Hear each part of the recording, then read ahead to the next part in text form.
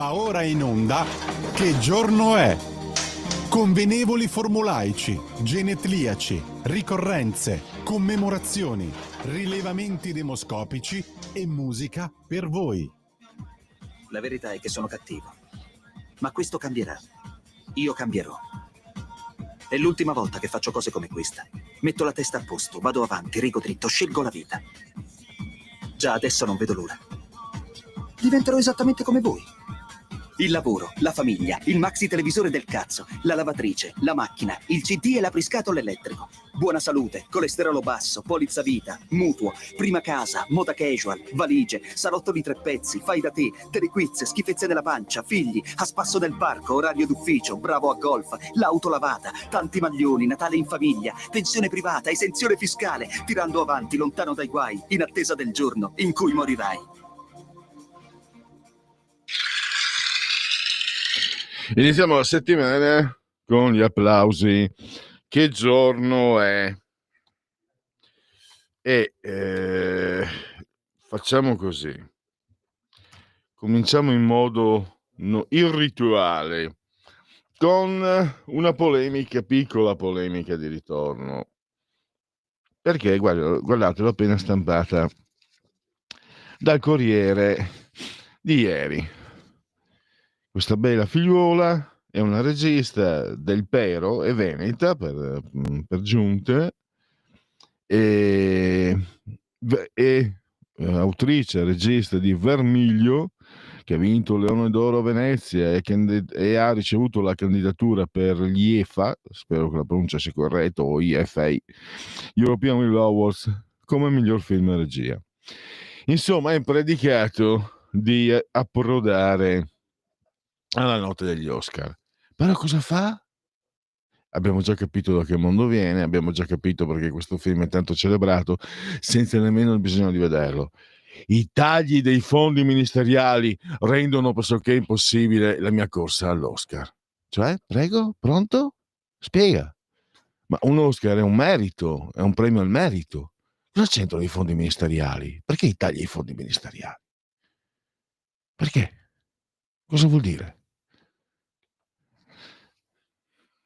Questo spiega perché il cinema italiano non lo va a vedere nessuno nelle sale, perché ormai sempre meno gente va al cinema, non lo guarda nessuno neanche a casa. I film italiani sono un disastro. C'era stato quella specie di piccolo rinascimento con Mazzacurati, mi ricordo Notte Italiana, Il Toro, mi ricordo non più il regista ma la discesa di Acla Floristella, Americano Rosso, insomma fine anni 80, primi anni 90 sembrava ci fosse un rinnovamento, una ventata d'aria fresca. Lo dicevano i critici, non lo dicevo io spettatore ancora più ignorante di quanto non lo possa essere oggi. Poi però invece è arrivata la legge Veltroni e il cinema è diventato una sorta di welfare, cinema assistito. È così. Solo che negli ospedali ci sono infermieri e medici, infermieri, medici molto molto in gamba, davvero. Nel cinema non so se si possa dire altrettanto.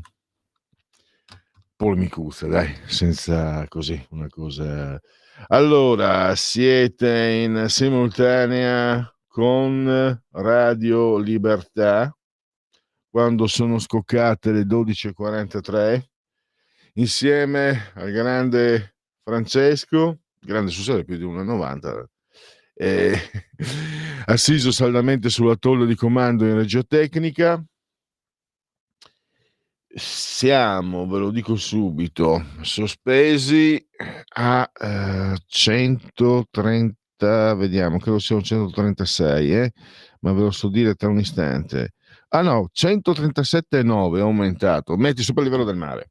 Temperature interne, secondo una corrente di pensiero, sono 23,8 centigradi sopra lo zero, 7,8 esterni, sempre centigradi sopra lo zero, 82% l'umidità, la pressione 1010,4 millibar. L'abbraccio, come sempre, forte, forte, forte alla signora Adrianangela, alla signora Carmela, alla signora Clotilde. Loro ci seguono dal canale 252 del digitale televisivo terrestre, perché questa è una radiovisione. Chi si abbona a Radio Libertà, Campo Oltre Centenni, meditate gente, meditate. Potete continuare a seguirci, potete seguirci ovunque voi siate, con le applicazioni dedicate, quelle del cellulare iOS e Android, sono eccezionali, davvero sono eccellenti. Poi naturalmente la radio DAB, poi il sito radiolibertà.net, il profilo Facebook per orientarvi, profilo sul quale metto a disposizione delle donne e degli uomini di buona volontà la sintesi del oltre la pagina, le interviste di oltre la pagina, gli interventi di oltre la pagina, quindi c'è un'ampia sintesi, per interviste addirittura c'è la sintesi della sintesi, quindi a tutti coloro che sono dotati di buona volontà non devono fare altro che andare lì e rinvenire, trovare quello che c'è e poi disporne come essi preferiscono. Non dite che non c'è nulla, non dite che non ve l'avevo detto. E poi Twitch, il social di ultima generazione. Andiamo a presentare la scaletta però delle interviste di oltre la pagina di oggi, perché ci sono, diciamo, con Francesca Musacchio è il titolo di apertura, il titolo che ritroviamo sulla pagina 3 del Tempo di oggi, la caduta di Assad ora manca all'Iran. E quindi Francesca, che ha scritto libri, che conosce molto bene la situazione medio orientale, con lei avevamo pattuito un'intervista su un articolo di 2 giorni fa sulla situazione francese. Il triello l'ho chiamato io, ma non so se l'ho chiamato solo io, non vorrei, perché certe cose sono a disposizione di tutti, magari uno pensa che ci si copi, tra Macron, Mélenchon e Le Pen. Situazione di stallo, impossibile che Macron dia le dimissioni, secondo quello che ha ricostruito Francesca Musacchio, ascoltando anche autorevoli esperti di politica internazionale, però c'è una situazione piuttosto seria, perché c'è la Germania anche che è in piena in impasse.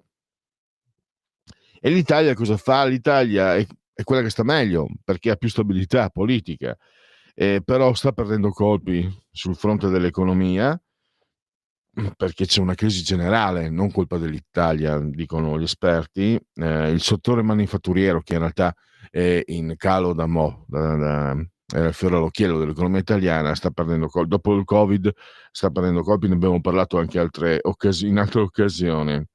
E poi c'è il fatto che una parte importante dell'industria italiana è collegata alla produzione, al mercato tedesco, e questo è un problema.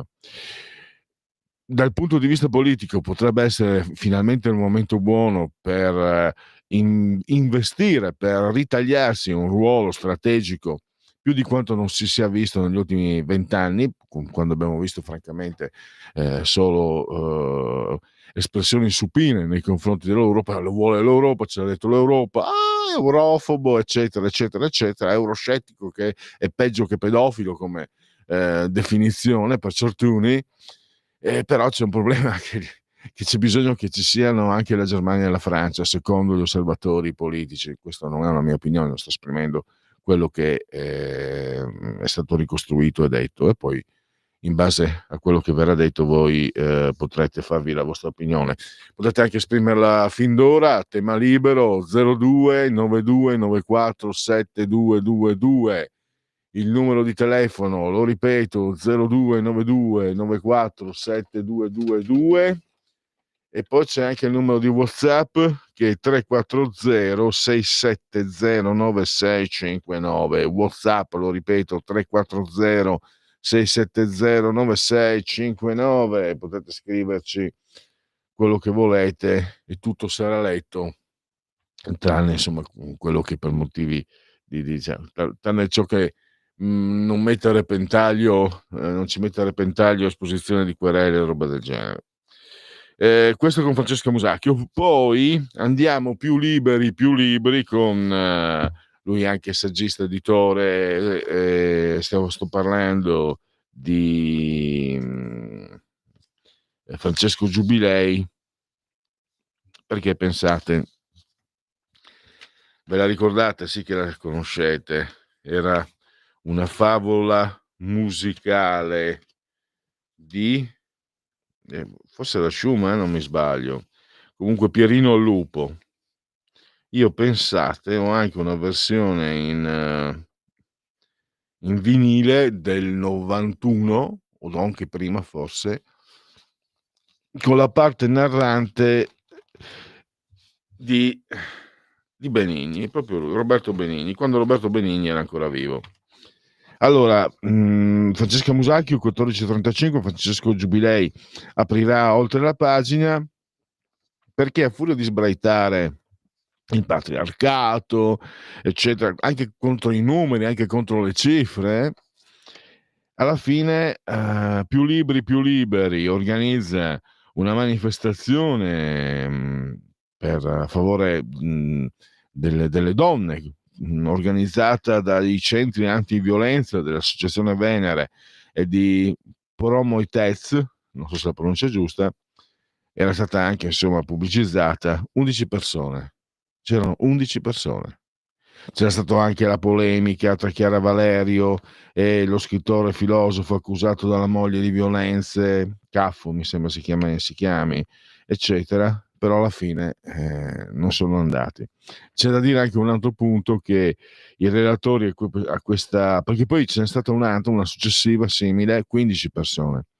C'è da dire che i relatori di questi due convegni, questi due incontri, non sono fanatici, farneticanti, non sono pro pal, se non ora quando, patriarcato, eccetera, eccetera. Sono persone, sono osservatori, studiosi seri, e forse questo ha tenuto lontano un po' di codeste persone. Insomma, più libri, meno ideologie. Ideologia sarebbe il caso di chiamarlo nella prossima occasione. E adesso entriamo invece nella parte precipua che riguarda il che giorno è. E vi anticipo subito un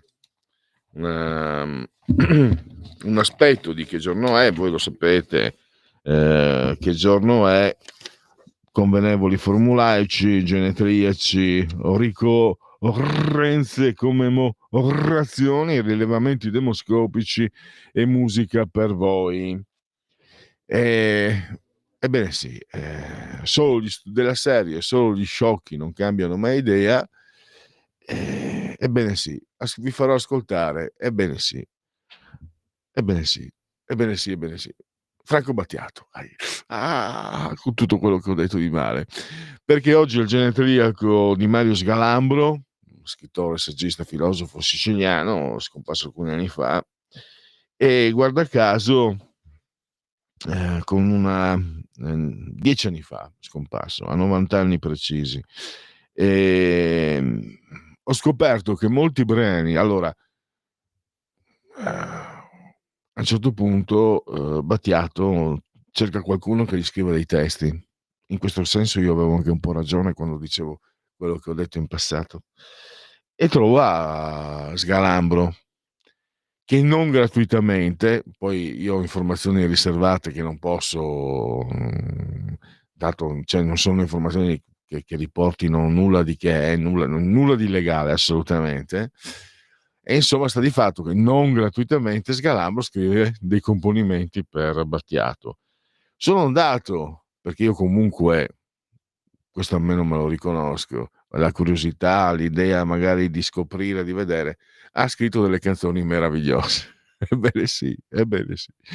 Battiato però gliel'ha scritte Sgalambro, ma Battiato presumibilmente ha messo la musica, e sono particolarmente riuscite. Ne le ascolterete nel corso di questo che giorno è. E andiamo allora con genetriaci, ricorrenze e commemorazioni del 19° giorno di Frimaio, mese del calendario repubblicano. per tutti è un lunes 9 di dicembre, anno domini 2024 di svoglia. John Milton, scrittore, poeta, filosofo inglese: il tempo tornerà indietro e porterà l'età dell'oro, disse. I corsi e ricorsi di Giovan Battista Vico, ma Giovan Battista Vico era posteriore, tra il 7 e 800, quindi abbiamo un pensiero interessante. Allora, ha scritto, non è un manuale di estetica, è un trattato di storia d'arte greca che è considerato seminale per la storia dell'arte contemporanea, è considerato uno non uso il termine archetipo junghiano che non c'entra tra l'altro, però siamo nella fine Settecento. Johann Joachim Winckelmann, che nonostante fosse di umili origini è considerato proprio uno dei massimi artefici del neoclassicismo e proprio delle teorie sulla bellezza. L'umiltà e la semplicità sono le due vere sorgenti della bellezza, ha detto Winckelmann, che fece una brutta fine a Trieste, fu ucciso, quasi sgozzato mi sembra, dal suo amante, che lo uccise per derubarlo. Il suo amante era un carrettiere di Pistoia, anzi no, ci sono varie versioni. Una parlava di un carrettiere, un'altra invece di un cuoco pistoiese toscano, e l'amante si chiamava Francesco Arcangeli.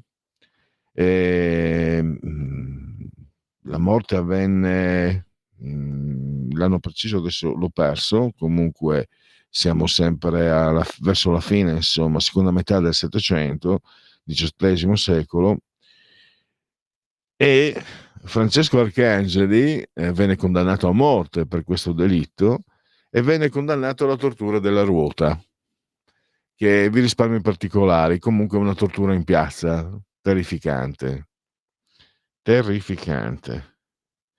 Poi lui fu uno dei perseguitati dal maccartismo, Dalton Trumbo, non sono riuscito a risalire alle origini, forse irlandese. Comunque lui era comunista, è stato un autore fantastico di cinema, sceneggiatore, ha vinto anche 2 Oscar. Lui tra gli altri è sceneggiatore di Vacanze romane, quindi se andiamo sul sicuro. A me sembra che lui fosse invece anticomunista, non vorrei sbagliarmi, però era russo di origine. Issir Danielovich, in arte Kirk Douglas. 3 nomination, 0 Oscar. Comunque è stato uno dei grandi nomi del cinema mondiale del XX secolo. Poi, ve l'ho detto, Magnus Galambro, una sua frase: che io debba essere governato, ecco dove inizia lo scandalo della politica. Un pensierino non male, se devo essere sincero. Poi vediamo, no, ancora, vediamo se c'è una telefonata. Arriverà. Allora, questo vediamo. Kissinger 2017, cosa facciamo in Siria? È un estratto dal sito di Maurizio Blondet. Mauro mi sembra che l'abbia inviato via WhatsApp, che ringraziamo. Non ho tempo di leggerlo adesso, ma poi intanto ti ringrazio comunque per il pensiero. Kissinger, anche perché Kissinger è sempre stato davanti, anche quando era intervenuto per parlare del conflitto in Ucraina.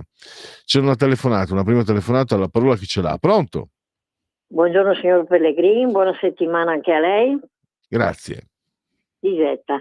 Allora, io volevo parlare sulla guerra russo-ucraina, perché secondo me c'è il rischio di tranelli mediatici, signor Pellegrini. Allora, l'Ucraina, che secondo me durerà fino al 20 gennaio, quando naturalmente si sedierà Donald Trump alla Casa Bianca. Allora, sia i russi, signor Pellegrini, che gli ucraini hanno ormai il fiato corto, secondo me.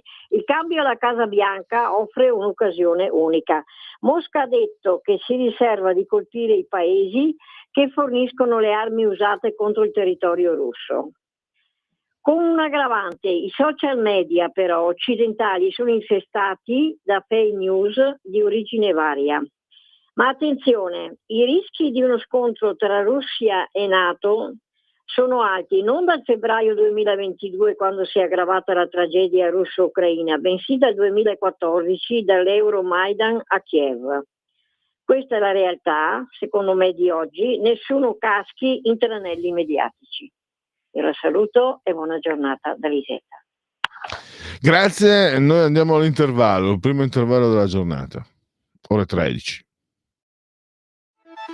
Stai ascoltando Radio Libertà, la tua voce libera, senza filtri né censure, la tua radio.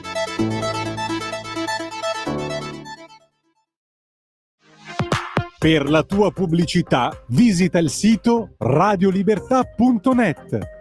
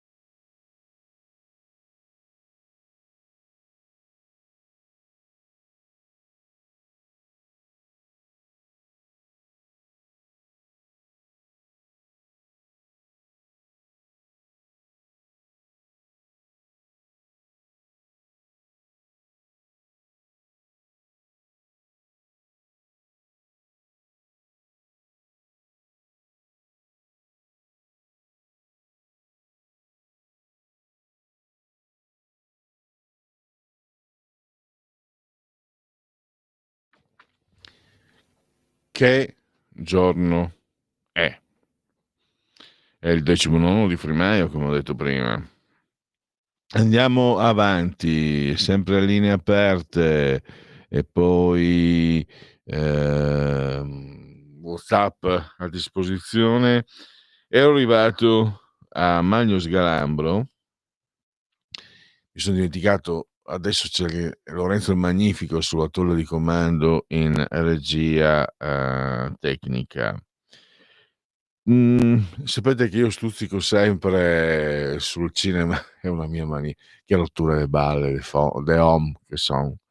Allora, però io credo che molti di voi lo abbiano visto, no? È un film impressionante, era Rosemary Baby di Roman Polanski, l'attore protagonista era John Cassavetes, che poi ha ricevuto come regista, attore, sceneggiatore, chi ne ha più ne metta, è stata una personalità importante del cinema dello scorso secolo, 3 nomination e 0 Oscar.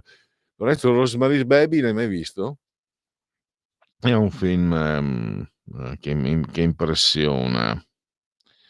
Un poeta interessante, forse sopravvalutato, non lo so.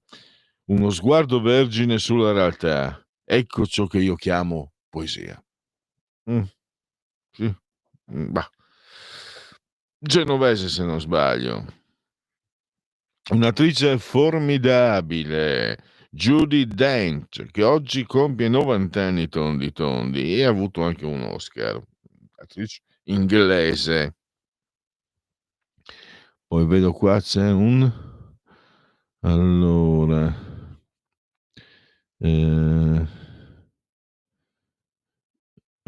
Stefano che scrive: secondo me si è sbagliato nel 1949, nascita della NATO, e di conseguenza patto di Varsavia 1955. Che nessuna testa calda piena di convenevoli occidentali gli venga in mente di fare il nuovo Napoleone o Adolfo, ritiratisi dalla Russia dopo URSS con la coda tra le gambe e migliaia di soldati morti. Vedi l'Armia Nostra, vostro Stefano. Sì, la campagna di Russia. Lo zio Bruno si congelò una mano e raccontava proprio delle scarpe con le suole di cartone, e lui vedeva la dotazione dei tedeschi e gli veniva ancora il luccico, ero bambino, quindi fino agli anni 60 che raccontava, gli veniva ancora i lucciconi al pensiero della differenza di trattamento che ricevettero i soldati tedeschi dal governo nazista rispetto ai soldati italiani dal governo fascista. Non so, forse è meglio non dimenticare, forse è meglio girare pagina.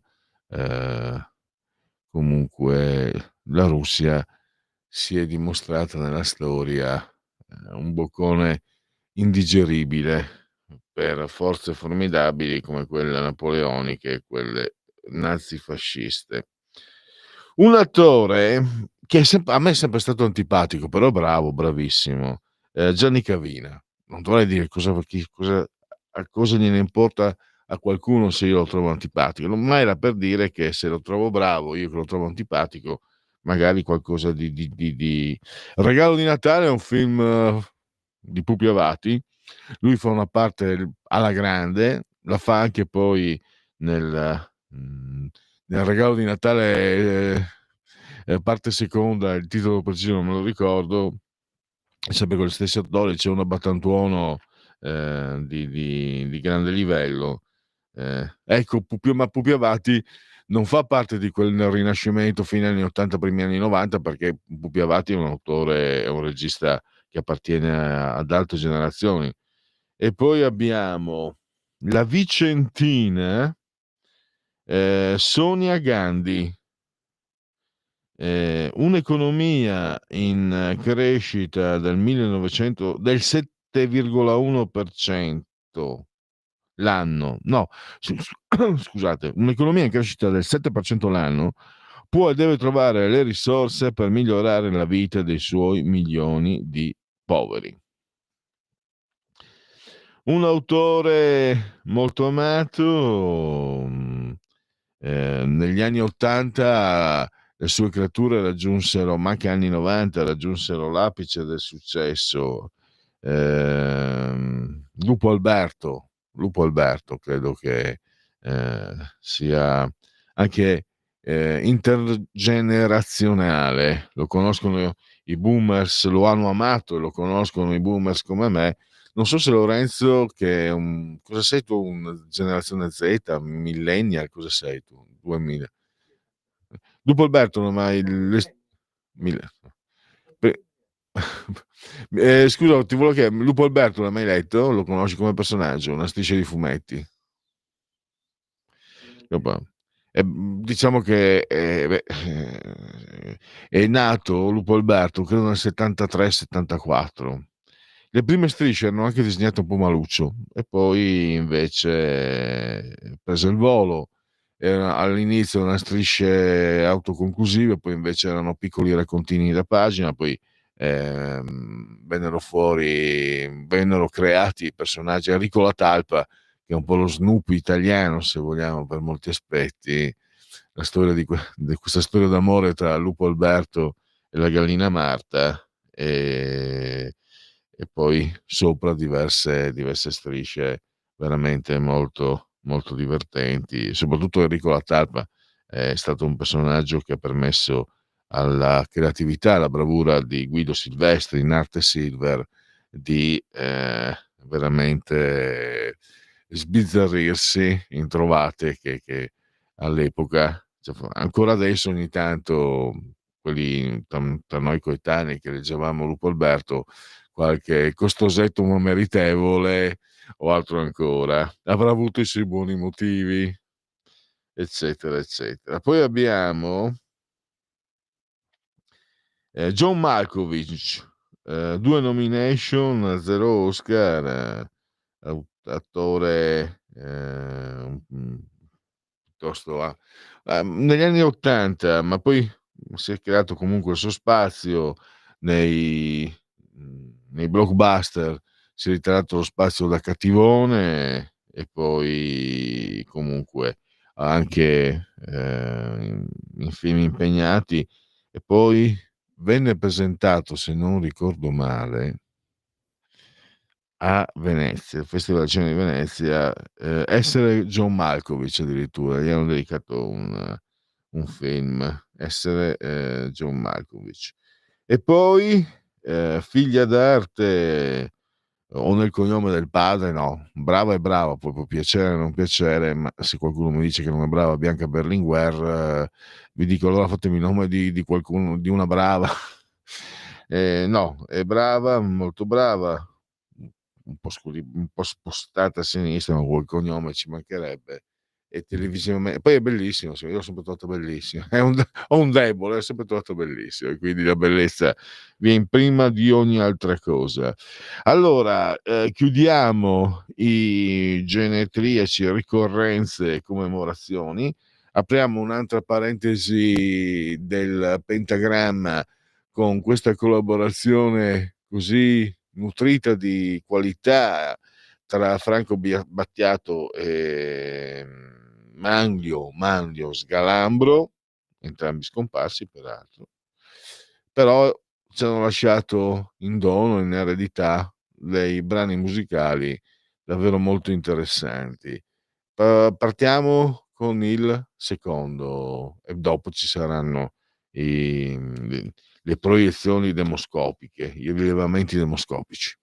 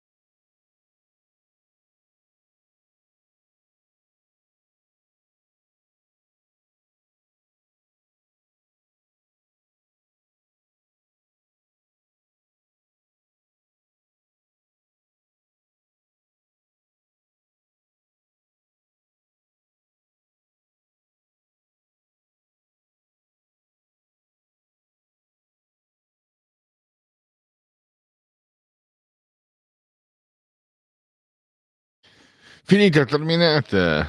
Allora, nell'occasione del Genetriaco di Magno Sgalambro, i brani scritti per Battiato, per Franco Battiato. Adesso invece è il momento dei rilevamenti demoscopici, le proiezioni demoscopiche, e partiamo con termometro politico, le intenzioni di voto.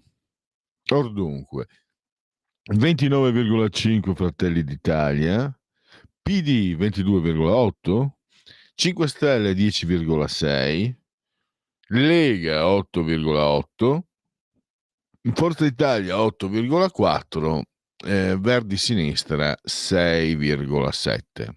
Chiudiamo. E andiamo ancora con i sondaggi, i rilevamenti demoscopici di termometro politico. Liliana Segre ha detto che quello in atto a Gaza non è genocidio, ma sono crimini di guerra commessi da entrambe le parti. Ha ragione. Dunque, il 49,1 le dà ragione. Sì, è stata Hamas ad attaccare brutalmente i civili il 7 ottobre, la colpa dell'offensiva israeliana successiva e anche delle vittime palestinesi, colpa di Hamas. Sì, non credo ci siano volontà di sterminio da parte israeliana, anche se, come dice Segre, anche loro hanno compiuto alcuni crimini da condannare. Invece i pro-Pal, vedete che non sono pochi. È difficile accettare, almeno, poi magari, perché sono il 48,3 e quindi sono lì proprio un'incollatura, come si direbbe in una gara di galoppo o di trotto. Forse il galoppo, l'incollatura.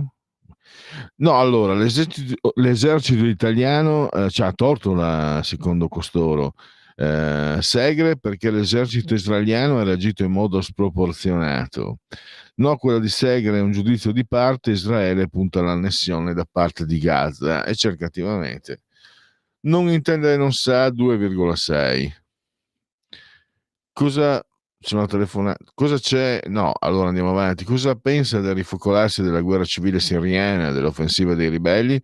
Spero che l'opposizione possa far cadere il regime di Assad. 13,3. Sono stati accontentati.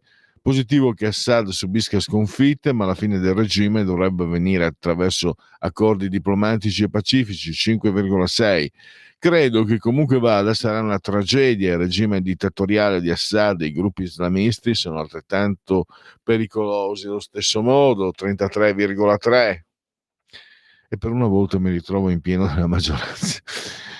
Quello di Assad è un regime autoritario, ma difende i cristiani. Questi ribelli islamici sono peggio, si rischia una situazione simile a quella libica. 17,6. Queste sono tutte considerazioni che rivolgeremo poi alla nostra collega amica Francesca Musacchio alle 14.35. Turchi e americani favoriscono irresponsabilmente gli islamisti contro il governo legittimo perché è alleato dei russi per impadronirsi del petrolio. Joe Biden ha graziato il figlio Hunter, che non sarà perseguibile per alcun reato. Come giudica questo atto? È più che comprensibile. Hunter è stato oggetto di una persecuzione giudiziaria, 4,5. È stato un atto politicamente inopportuno, ma la legge lo prevede e rimane comunque meno grave degli atti delle violazioni di Trump, come dicono quelli bravi. 22,4. È stato un errore, un precedente. Biden, che aveva promesso di non dare la grazia, ha dimostrato di essere il solito politico che mente agli elettori. 33. È un abuso senza precedenti. Biden ha dimostrato di essere criminale come il figlio, che vuole proteggere dalle indagini sulle sue attività in Ucraina. 35,4. Non sa, non intende rispondere. 4,7. Un padre che protegge il figlio, è chiaro che politicamente è un gesto insostenibile, di cui dovrebbero vergognarsi tutti. Più che Biden, che il padre, dico la mia, dai, se volete dire la vostra, anche i telefoni sempre aperti. Più che Biden, che comunque è un padre e che ha visto uno o due figli addirittura morire, la moglie, eccetera, quindi è chiaro, ha una certa età, quindi vuole assicurarsi di lasciare al figlio una persecuzione di vita accettabile. Sbagliato sotto tutti i punti di vista, politici, legali, eccetera. Come padre, come fai a giudicare? No? Difficile. Io non. Gli altri, quelli che non c'hanno, quelli che hanno coperto, quelli che ci hanno detto fino ad agosto che Biden era il non plus ultra, poi sono accorti che non andava, ci hanno detto che Kamala Harris era il non plus ultra, e adesso ci dicono che con Biden, che con Trump siamo nel fascismo. Si dice che Tavares potrebbe ricevere da Stellantis 100 milioni di euro di buonuscita. Cosa ne pensa? Vergognoso. Penso ci dovrebbe essere un limite monetario per legge 42,1. Penso che queste liquidazioni debbano avere dei limiti legali, 35,5. Le aziende devono essere libere, ma non si capisce il senso economico di queste liquidazioni. Le aziende hanno diritto di dare allora, vergognoso 42,1. Queste liquidazioni devono avere dei limiti 35,5, 12,5. Le aziende devono essere libere, ma non si capisce il senso economico. Te lo dico io il senso economico. Ha preso 100 milioni perché ha fatto guadagnare di dividendi agli azionisti di Stellantis, Tavares. Ne abbiamo parlato la scorsa settimana, 24 miliardi. 24 miliardi. Cosa sono 100 milioni? 100 milioni sono un decimo di un miliardo. Quindi lui alla fine ha preso, io credo che addirittura sia una percentuale tipo lo 0,2, qualcosa del genere, che credo venga pattuita anche negli accordi e nei contratti. Allora domandiamoci non i 100 milioni di Tavares, domandiamoci se questo è il modo di fare capitalismo, cioè di produrre auto che non vengono prodotte, che vanno al catafascio, che nessuno compra perché non si fanno neanche, non si fanno nel paese che ti riempie di soldi, cioè il paese di origine, cioè l'Italia. Guardate se questo è il capitalismo. Le aziende hanno diritto di dare le liquidazioni che ritengono senza farsi moralismi. 6,8, viva la libertà d'impresa. 3,1 non sanno, risponde. Fiducia nel Presidente del Consiglio Giorgia Meloni, molto, 26,6, abbastanza 14,9, poco 9,5, per nulla 48,5, non risponde 0,5.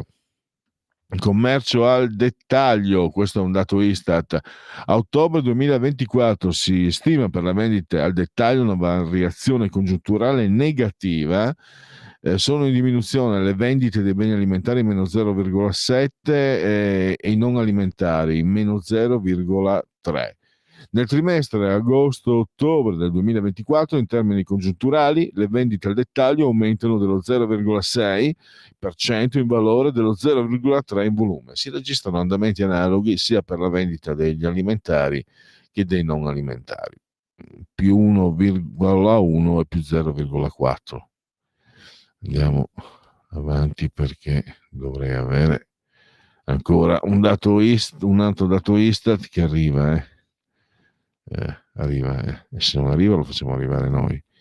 No, non arriva. Perfetto. Allora, se c'è condivisione togliamola, Lorenzo, e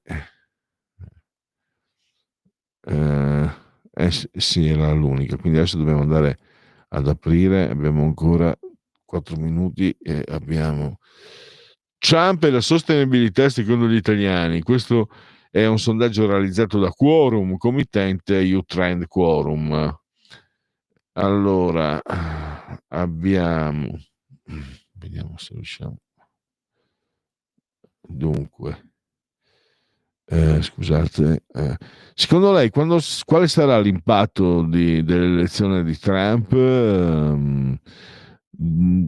Allora, qui hanno diviso per classi di età.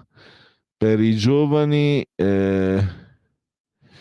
allora, l'impatto sulle azioni di contrasto al cambiamento climatico. I giovani pensano 11, accelererà 11, 15, 50, 35, 54, 21, 55 anni 13 più 6. Quindi diciamo che per i giovani dei 18 a 34 anni Trump avrà un impatto negativo. Il 50% pensa che accelererà la diminuzione sarà un impatto negativo, insomma. il 46 anche di coloro che hanno tra 35 e 54 anni. Dopo l'elezione di Trump si sente più motivato i giovani, però 18, 34, 35, né uno né l'altro, 56, sempre i giovani, meno motivato 10, sempre i giovani. Vediamo. No, allora passiamo al penultimo sondaggio della giornata, il penultimo rilevamento demoscopico. Abbiamo la 7, siamo a sinistra, acquirente Bunny J, quindi realizzato da un Metra e comunicato dalla 7. Qual è il voto al governo Meloni? Allora, positivi 43,3, negativi 56,6. Elon Musk come amministratore delegato della Tesla e consulente di Donald Trump è molto famoso in questo periodo. Dia un voto a Musk, 42,9 positivi, negativi 51,4. I partiti, Fratelli d'Italia 28,9, poi abbiamo PD 23, poi i 5 Stelle 11,7, la Lega 8,8, pari con Forza Italia 8,8, Sinistra Verdi 6,4. Chiudiamo e abbiamo l'ultimo sondaggio di questa nutrita giornata. Questo è Eurowix News, il committente, Euromedia invece la realizzazione, Euromedia Research. Abbiamo allora la domanda è su Putin. Allora, L'Oreshnik, si parla del missile ipersonico, preoccupato il 47% delle persone, solo propaganda 15,5%. Non è il primo nuovo missile che la Russia adotta in questo conflitto, 12,2%. La minaccia per me che vivo in Italia è lontana, 10,3%. Trovo esagerati gli allarmismi e le enfatizzazioni dei media, 6%, e non sanno rispondere, 9%. Allora io chiudo il sondaggio, chiudiamo la condivisione e andiamo all'intervallo. 13:35 arriverà Francesco Giubilei per parlare di più liberi, più libri. Avete ascoltato Che giorno è? Scegliete la vita. Scegliete un lavoro. Scegliete una carriera. Scegliete la famiglia. Scegliete un maxi televisore del cazzo. Scegliete lavatrici, macchine, lettori CD e apriscatole elettrici.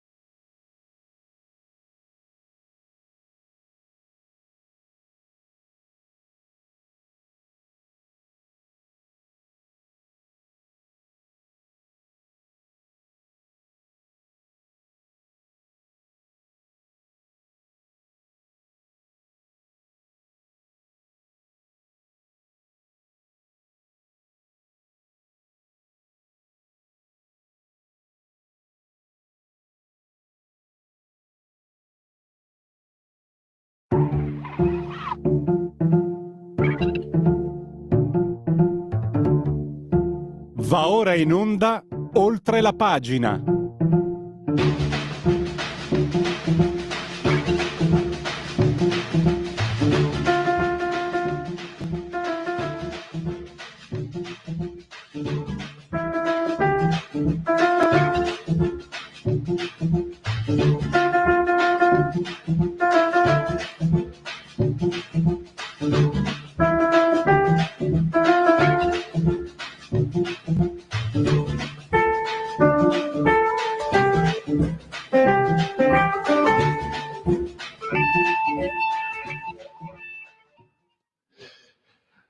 Eccoci, oltre la pagina, il primo ospite è Francesco Giubilei del Comitato Scientifico per il Futuro dell'Europa, presidente della Fondazione Tattarella.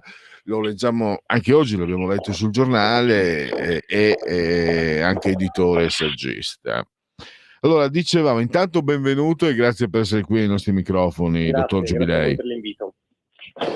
Allora, io dicevo, presentando l'argomento, che forse a sinistra non conoscono la favola musicale di Prokofiev, Pierino il lupo, perché a furia di urlare inutilmente al lupo, al patriarcato, dai, non faccio giri di parole, succede come quello che ha riscontrato lei a questo incontro sulla violenza, per parlare del problema della violenza contro le donne. 11 persone, quello successivo 15, in una fiera molto come liberi, più liberi, molto pubblicizzata. Il tema, naturalmente, c'era il tema di Valerio, del filosofo denunciato dalla compagna per maltrattamenti. Insomma, non si può dire che non se ne sapesse nulla, eppure poi alla fine le persone che sono andate erano pochissime.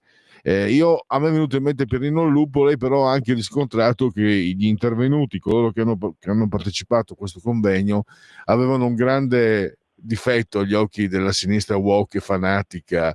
Erano tutte persone intelligenti e osservatrici e non fanatiche. Ecco, ho riassunto un po', perché lei anche proprio oggi osserva come siano occasioni sprecate queste, quando si parla di libri poi lo si fa in una certa maniera.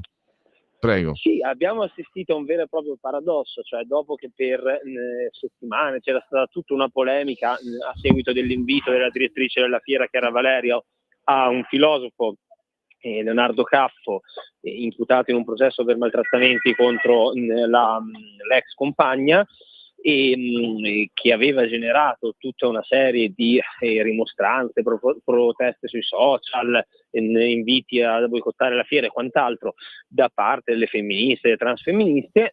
Allora la fiera mette a disposizione, per scusarsi rispetto a questo invito, poi potremo aprire 1000 parentesi perché c'è il tema del garantismo, insomma è un discorso complesso, però in ogni caso mettono a disposizione 3 sale dedicate a dei centri antiviolenza o a delle associazioni che sono in prima linea nella lotta contro la violenza sulle donne. Questo perlomeno avveniva nel primo e nel secondo evento.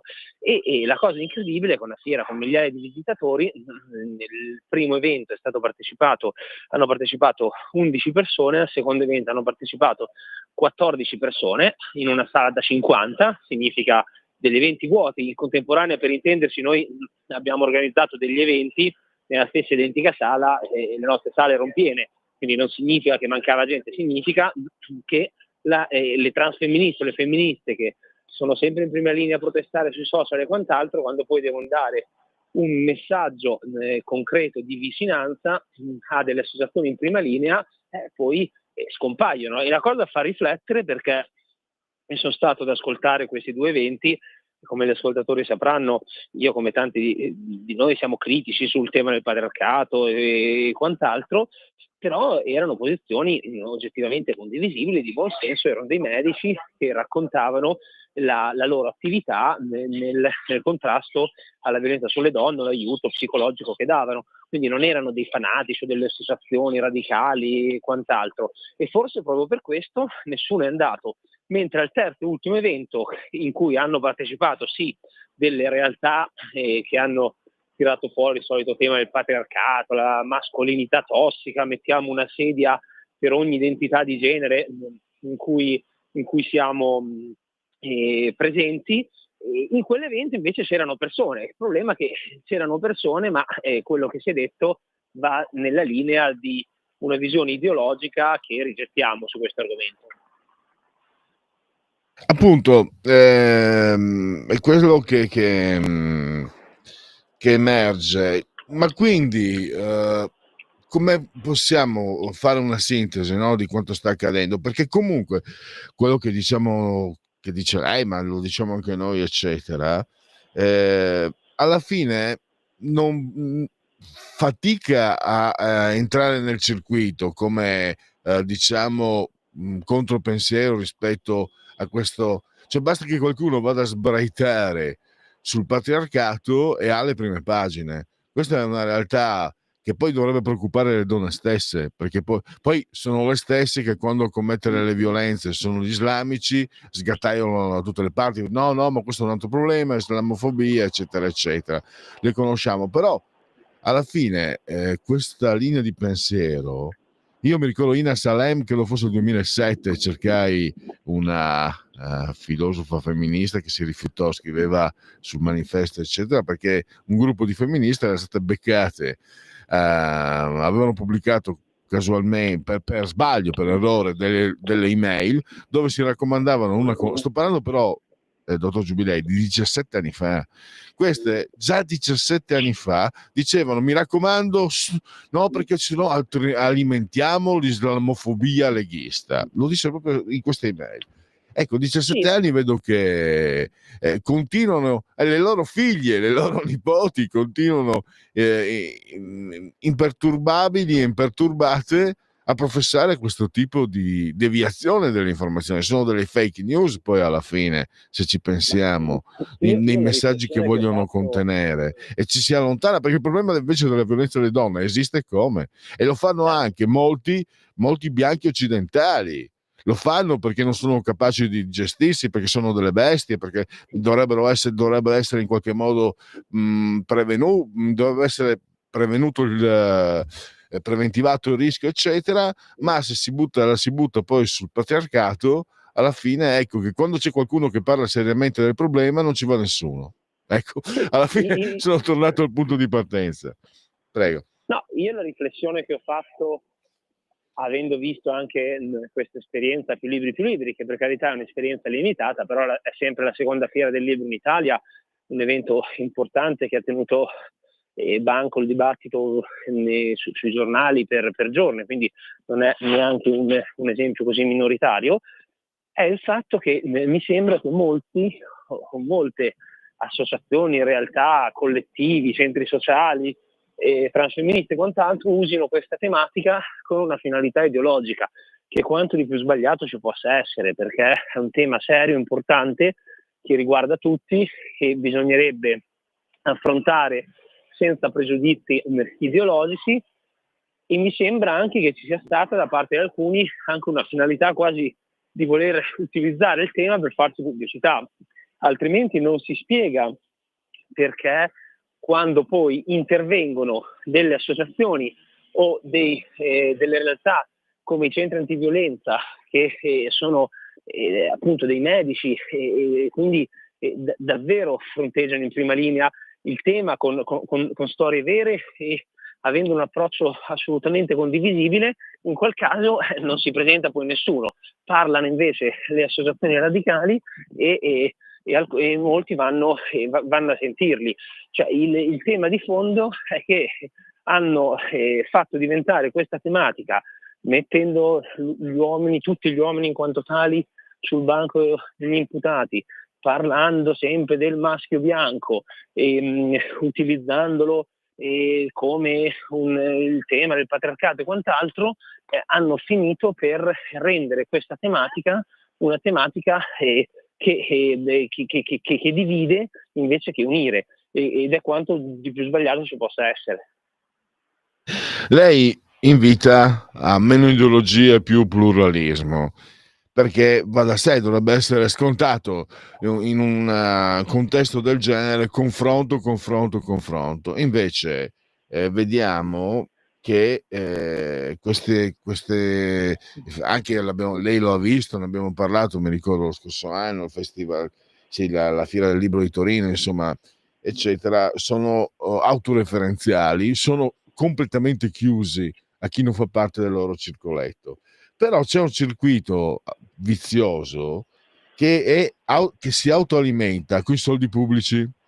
No, lo scrittore, ma vale anche nel cinema, lo scrittore si guarda l'ombelico, scrive il suo libretto di sinistra, lo porta a un piccolo festival che viene pagato dal Proloco con i soldi nostri, poi una bella recensione sul Manifesto, su Repubblica, e dopo magari vieni portato in TV, eccetera. E voglio dire, dottor Giubilei, cinicamente lo dico, a questi signori, in fin dei conti, non conviene fare quello che ragionevolmente si dovrebbe fare quando si parla di cultura, cioè aprirsi e confrontarsi, perché così, continuando a essere alimentati dai soldi nostri, fanno bellamente i fatti loro, fanno i loro porci comodi, verrebbe voglia di dire, scendendo un po' di livello nel linguaggio. Quindi mi domando come si fa a stimolare il confronto da parte di chi poi non ha più nulla da guadagnare, perché anche i loro libri non li legge più nessuno, gli scrittori di sinistra non li legge più nessuno.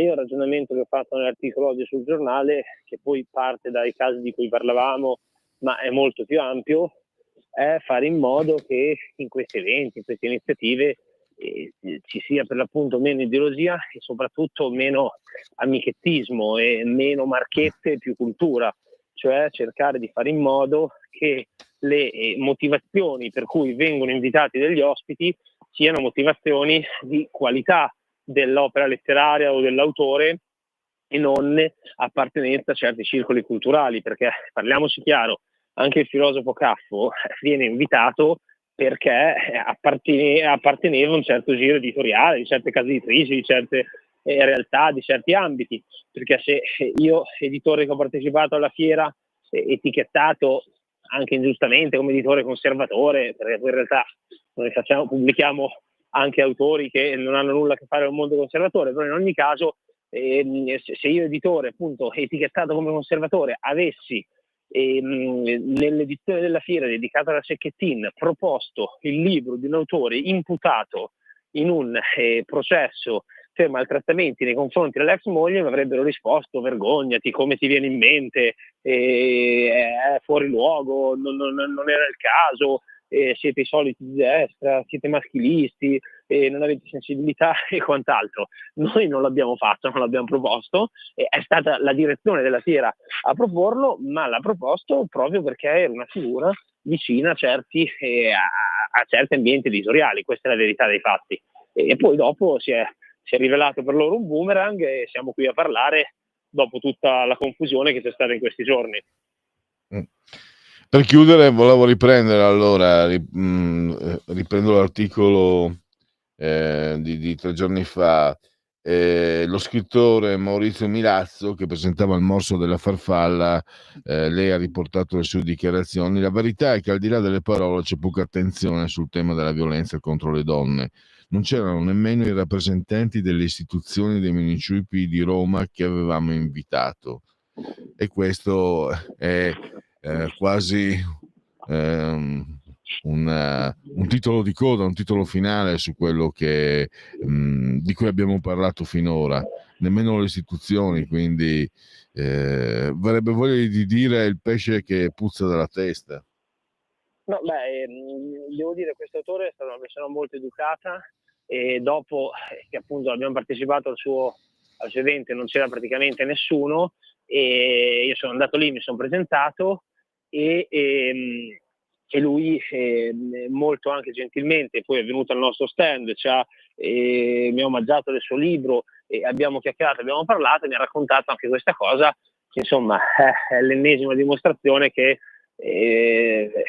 sarebbe stato lecito e giusto una maggiore attenzione rispetto a quanto avvenuto.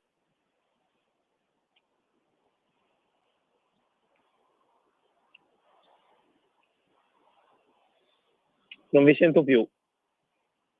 Chiedo scusa. Allora, mi capita.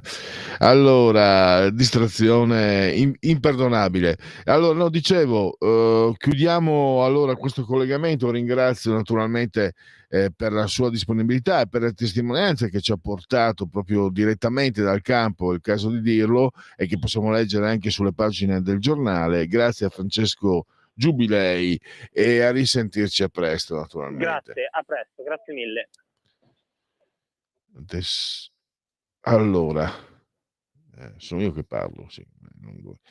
Dunque, abbiamo ancora qualche minuto, parliamo un po' delle notizie, parliamo anche, se volete intervenire, il numero è aperto.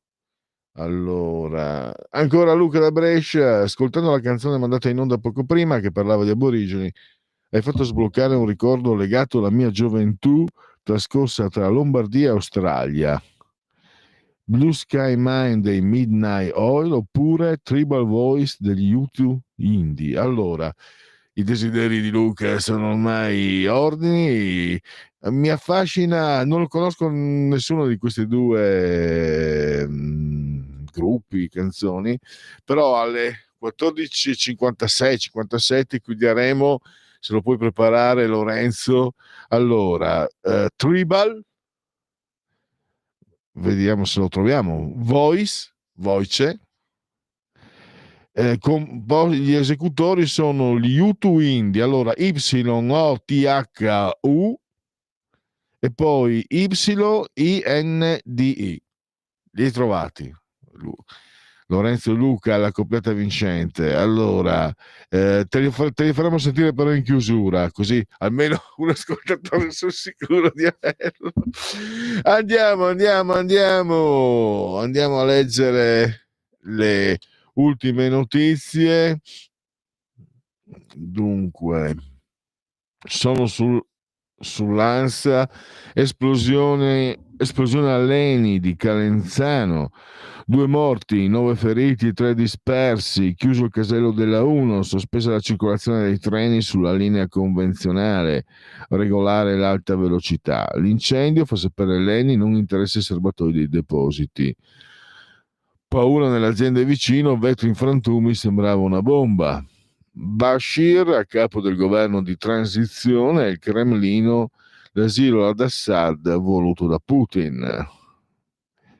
E ancora, incidente in gita scolastica, crolla il balcone di una dimora storica, feriti un insegnante e una guida. A Roma, mangia un piatto di gnocchi, muore una bimba di 9 anni. Il decesso scatenato da un'allergia. Arriva Fotoansia 2024, da Trump alle guerre, il mondo col fiato in sospeso. E poi passiamo invece al Corriere.it. Firenze, enorme esplosione in deposito di stoccaggio Eni, 2 morti, 9 feriti e 3 dispersi. Fatemi vedere una cosa però di Calenzano. Allora, ho pensato a un terremoto, il racconto dei residenti di chi vive nella zona. Aliolani sceglie il nuovo premier, un suo fedelissimo, Berlino stoppa richieste d'asilo. Laurea all'estero, negli USA costa 17.000 euro l'anno, in Europa è quasi gratis. E poi a Bologna Amazon sospende 3 autisti, non hanno obbedito all'algoritmo. La top escort, sono una cortigiana del terzo millennio, 24 ore con me costano 5.000 euro. E poi andiamo a ricordi lontani. Chi era Stefano Casiraghi, il milanese che divenne principe, la favola con Carolina e la tragedia, la madre morta a 99 anni. Fabrizio Frizzi, raccontato dal fratello, è un'intervista, se non sbaglio era sul Corriere di oggi, si accorse che non era solo un giramento di testa e decise di combattere con orgoglio.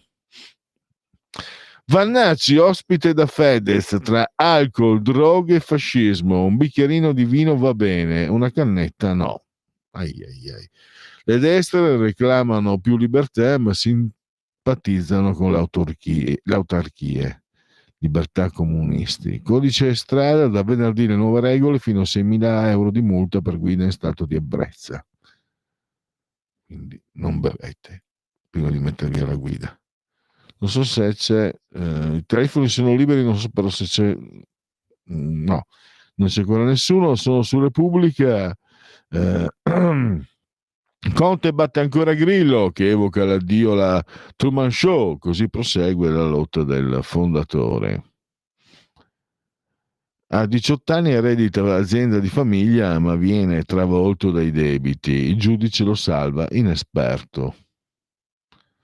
Malattia misteriosa in Congo, l'OMS avverte, forse più infezioni contribuiscono ai decessi. Maltempo in Emilia-Romagna, fiumi a rischio, evacuazione e scuole chiuse in montagna. Napoli, festa di matrimonio nell'archivio di Stato, fumi e musica, affreschi in pericolo. E qui siamo a Dagospia. Allora, l'eroina ho trovato che fosse incredibile e ho deciso di non provare mai più. Le confessioni tossiche di Valeria Bruni tedeschi a Belve, ho rischiato. Avevo un mio fidanzato che era eroinomane, una volta l'ho provato e ho capito. L'amore non convenzionale dei miei genitori. Ho saputo prima di Carla che avevamo papà diversi, era il giorno dei miei 30 anni. Mio padre mi ha detto che aveva un dubbio, era tutto molto nascosto, non è che si vedevano gli amanti arrivare, gli ansiolitici, la risata, eccetera. Vabbè. Le strade di Roma sono un cimitero, nella capitale negli ultimi 12 mesi 103 persone hanno perso la vita a causa degli incidenti stradali. Il numero sale a 200 se si prende in considerazione l'intera regione Lazio. L'ultima vittima è stato il 24enne Davide Marinali, capogruppo del PD nel 15° municipio, che si è schiantato col motorino nella notte tra venerdì e sabato nel quartiere Flaminio. Un ragazzo di 24 anni. Quanto è difficile mettere a terra sto PNRR, la Corte dei Conti certifica che i 39 obiettivi europei del recovery in scadenza al primo semestre 2024 sono tutti conseguiti, ma i giudici contabili bacchettano il governo perché l'avanzamento finanziario continua a evidenziare scostamenti rispetto al cronoprogramma. Al 30 settembre scorso il livello della spesa ha raggiunto i 57,7 miliardi, appena il 30% delle risorse del piano e il 66% di quelle che erano programmate entro la fine dell'anno. Non c'ha due capezzoli, c'ha due chiodi, la riconoscete? La cantante fan di Kamala Harris è finita nel mirino di una sua collega che l'ha attaccata per la sua orribile chirurgia plastica. In difesa della popstar è arrivato un altro musicista, collega del suo compagno. Chiudi quella C di bocca, le donne che attacchi sono rilevanti, attraenti, divisive, gentili. E forse questo che ti rende invidiosa? Di chi si tratta? Dai che andiamo a scoprirlo. Allora, abbiamo... E chi la conosce questa? Tu la conosci? Charlie XCX. Lorenzo, tu che sei giovane. E se la conosci neanche Lorenzo, la conosce nessuno. Queste sono baruffe tra peones americani e io che vado a seguirli. Ecco, Taylor Swift la seguono già tutti. Il tour è finito, è andato in pace e si è finalmente concluso l'Eras Tour di Taylor Swift, iniziato nel marzo del 2022 a Glendale in Arizona e terminato la scorsa notte con l'ultimo concerto a Vancouver in Canada. 152 spettacoli in giro per il mondo che hanno fatto incassare alla reginetta del pop più di 2 miliardi di dollari, grazie a un marketing ossessivo di film, libri, album, ristampe dirette su TikTok che hanno tirato ancora di più i fan. L'unico flop di questi anni, l'endorsement a Kamala Harris. La decisione della Russia di dare asilo a Bashar al-Assad è stata presa personalmente da Putin, il portavoce del Cremlino Dmitry Peskov. Siamo rimasti sorpresi dagli eventi che hanno portato alla caduta di Bashar al-Assad. Discuteremo sulle nostre basi in Siria con chi comanda. Non c'è stato ancora nessun contatto con Trump e il suo team sulla situazione in Ucraina. Con questo andiamo all'intervallo, riprendiamo tra pochi minuti con un intervento che ci arriverà da Montecitorio, e poi c'è Segui la Lega. A tra poco. In quanti ti promettono trasparenza, ma alla fine ti ritrovi sempre con la bocca chiusa e non puoi dire quello che pensi. Radio Libertà non ha filtri né censure, ascolta la gente e parla come la gente.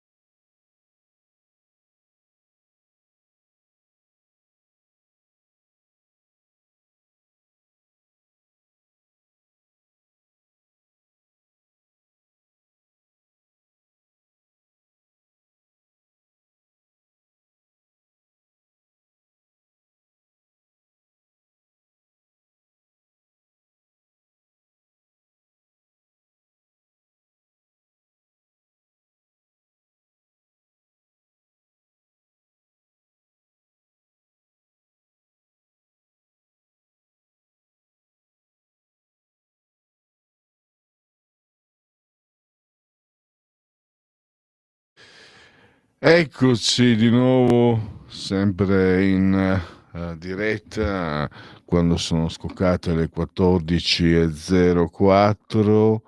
Tra poco partiamo da Montecitorio con Simona Bordonelli, e poi ancora un Franco Battiato con i testi di Manlio Sgalambro. Ebbene sì,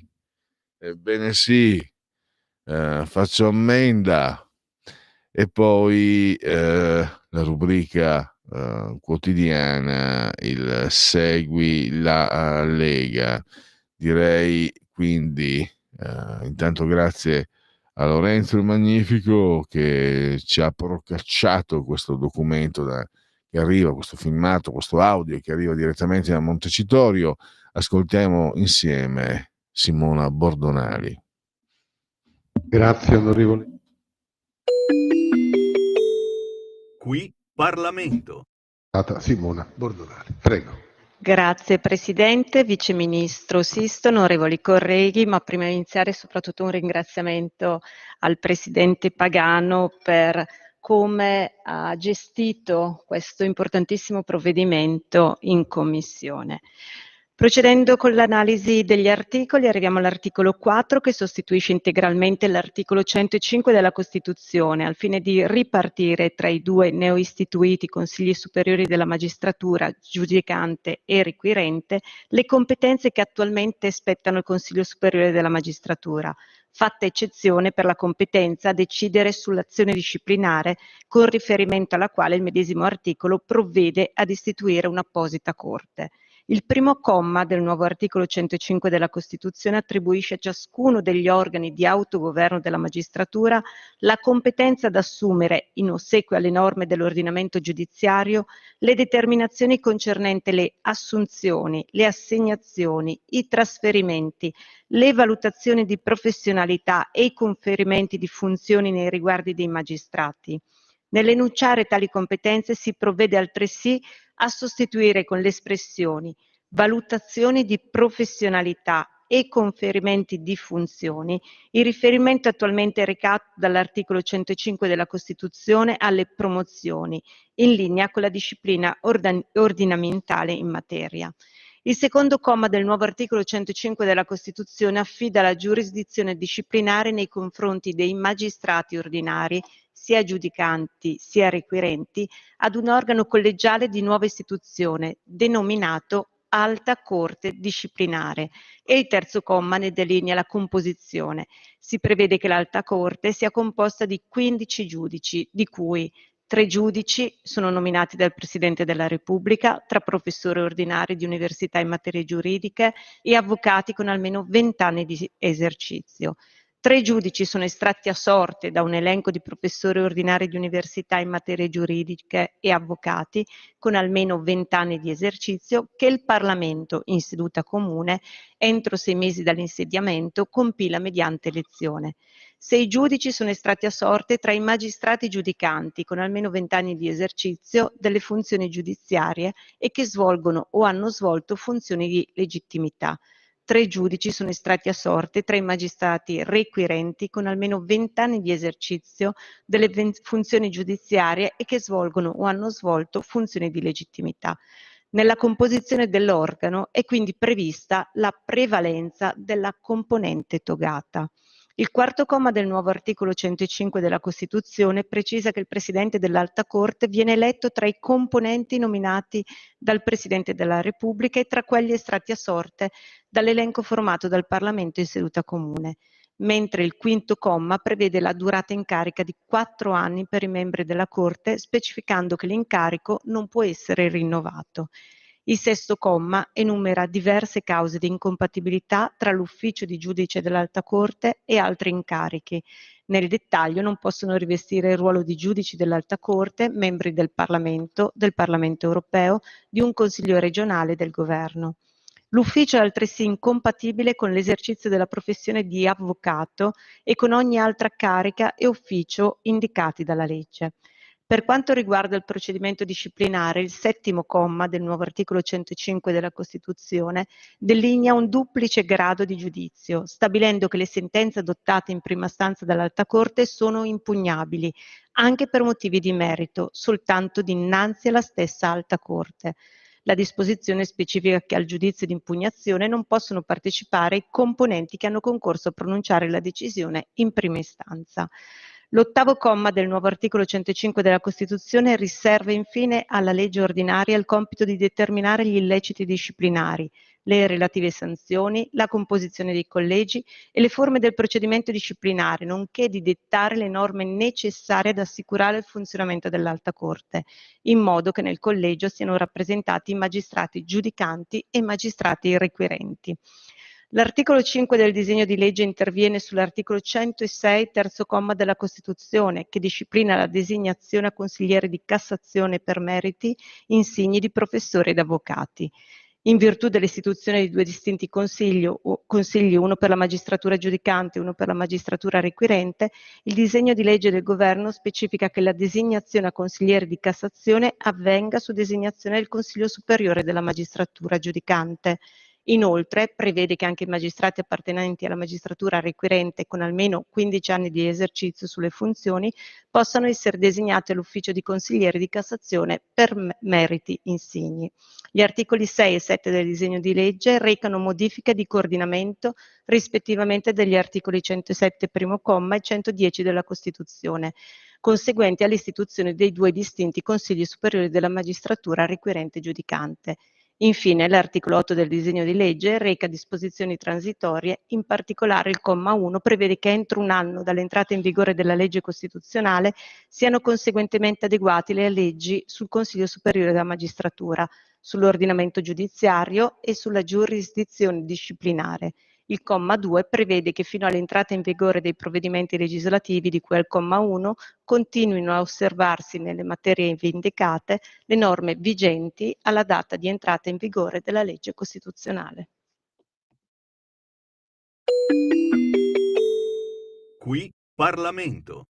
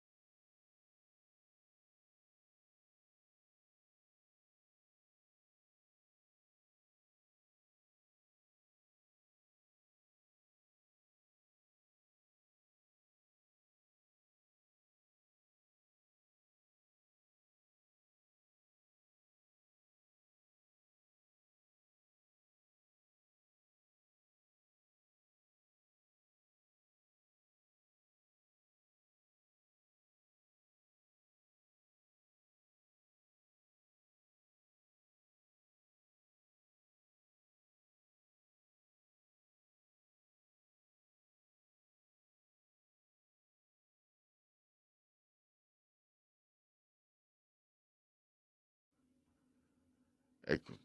Eccoci, segui la Lega. C'era un discorso calcistico che facciamo col giovane Lorenzo juventino anti-interista, ma lui possiamo dirlo, no? Che sei un allegriano o lo teniamo nascosto. Allora, io sono anti-juventino naturale, ma tanto Allegri mi è sempre piaciuto. Mi piaceva che come calciatore nel Pescara era abbastanza, aveva dei numeri. Dicevo che secondo me ha salvato nei 3 anni più difficoltosi della storia societaria della Juve. Lui ha impedito che la nave affondasse, ha sempre tenuto la barca sulla linea di galleggiamento.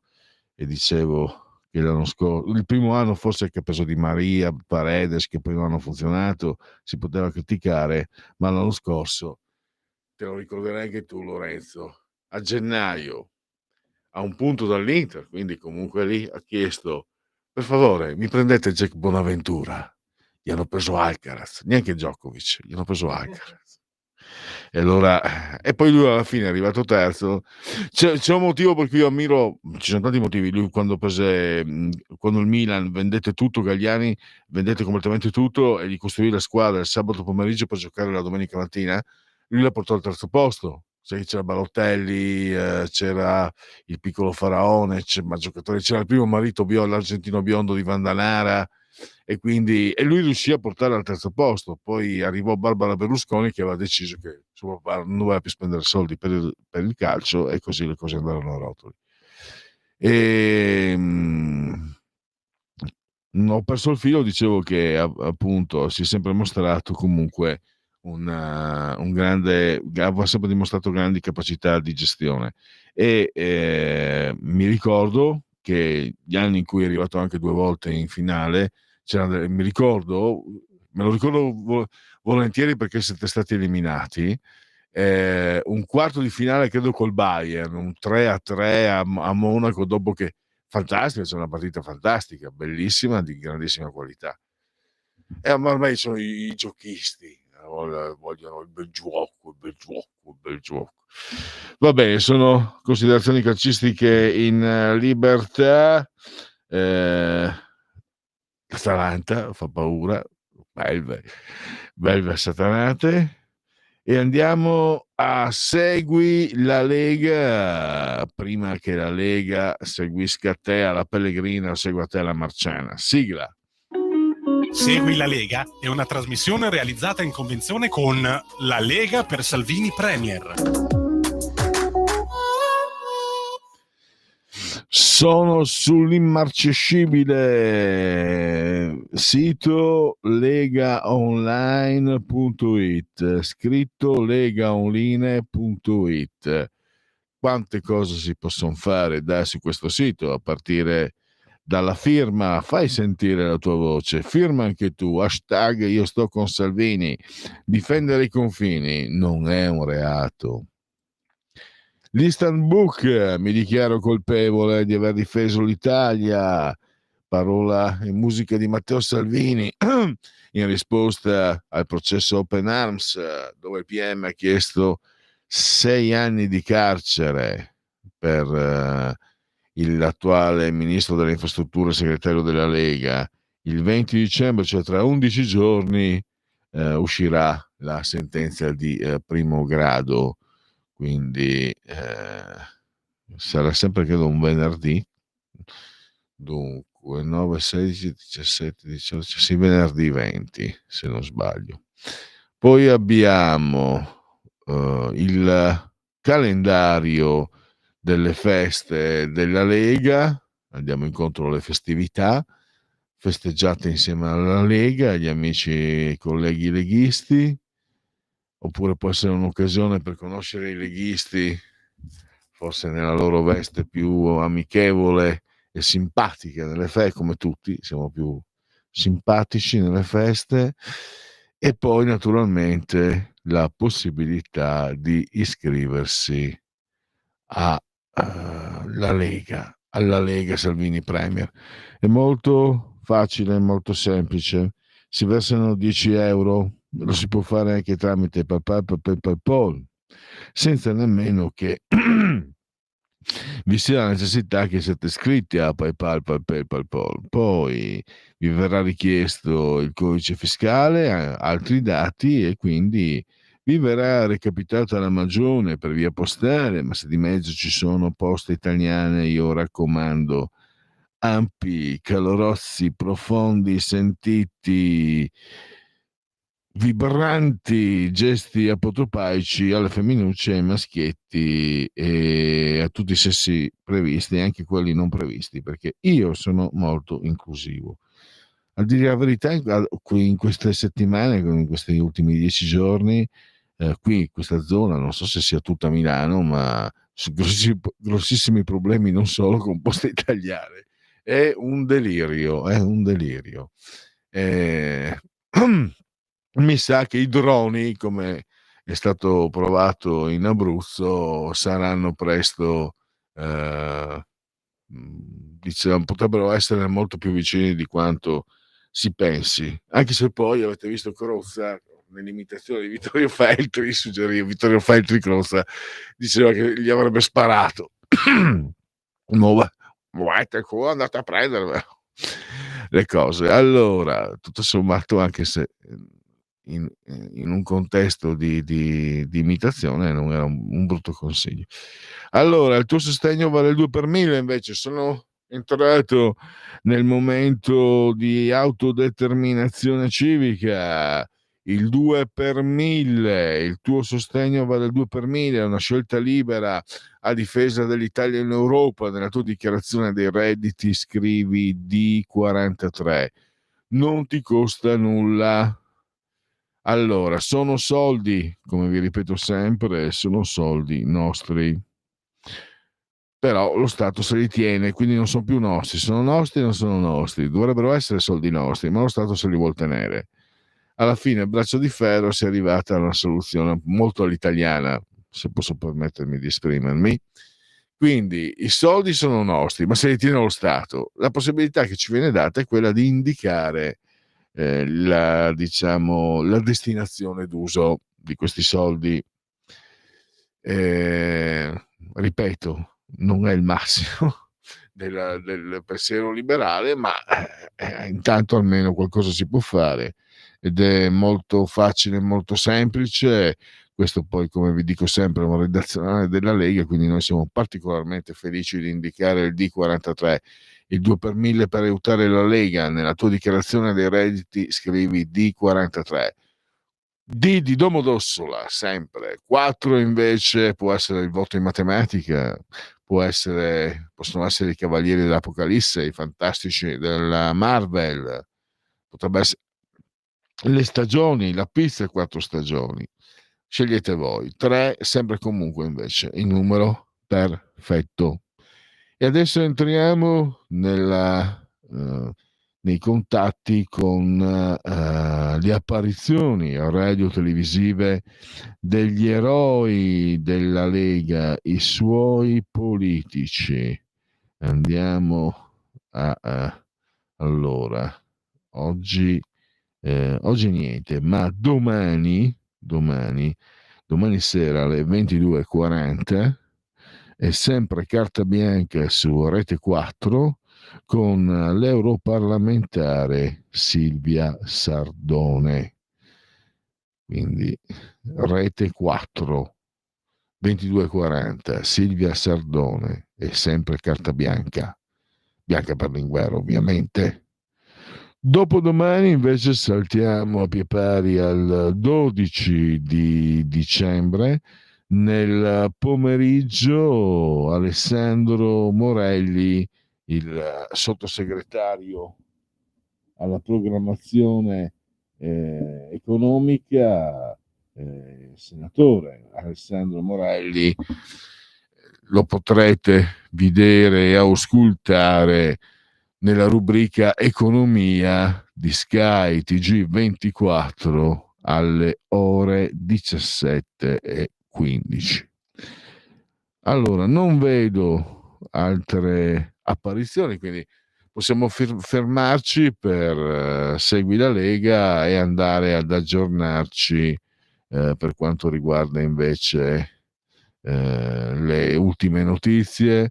Sarà Muhammad Bashir, il capo del governo di transizione in Siria, e il premier del governo di transizione, il premier del governo di salvezza che da anni amministra nel nord-ovest siriano le aree sotto controllo di Hayat Tahrir al-Sham HTS, guidata da al-Jolani, islamisti, filoturchi, curdi, con beduini e mercenari. La galassia dei vincitori di Assad è variegata e instabile. L'HTS si è fuso con gli altri gruppi della galassia resistente Harakat Nur al-Din al-Zinchi, un tempo controllato dagli USA, l'IVA al-Kaq che voleva lo Stato islamico e poi Jais al-Sunna e Abat Ansar. Insomma, avete capito che si tratta di una situazione molto ingarbugliata e per fortuna che tra 10 minuti avremo ai nostri microfoni un'esperta come Francesca Musacchio, esperta anche di Medio Oriente. Sono stato costretto a lasciare. Il sovrintendente della Scala, Dominic Meyer, si toglie i macigni dagli spartiti. Nel momento in cui annunciavo un utile di quasi 9 milioni di euro, cosa mai successa, ho saputo che mi sarei fermato. Trovo la norma, voluta dall'ex ministro San Giuliano, bizzarra. In Italia si può essere capo dello Stato o presidente del Senato ben oltre 70 anni. Per un incarico molto meno oneroso come la sovrintendenza di un teatro c'è un limite di età. Lavoro 90 ore alla settimana con la stessa energia di 20 anni fa. Vediamo se ci sono. La Serie A nel pallone. Al via l'assemblea elettiva per la scelta del nuovo presidente della Lega A. Il favorito Ezio Maria Simonelli, commercialista di Berlusconi e presidente del collegio sindacale di Mediaset. Nella prima votazione ha preso 13 voti, ne servivano 14, un voto anche per Mario Draghi.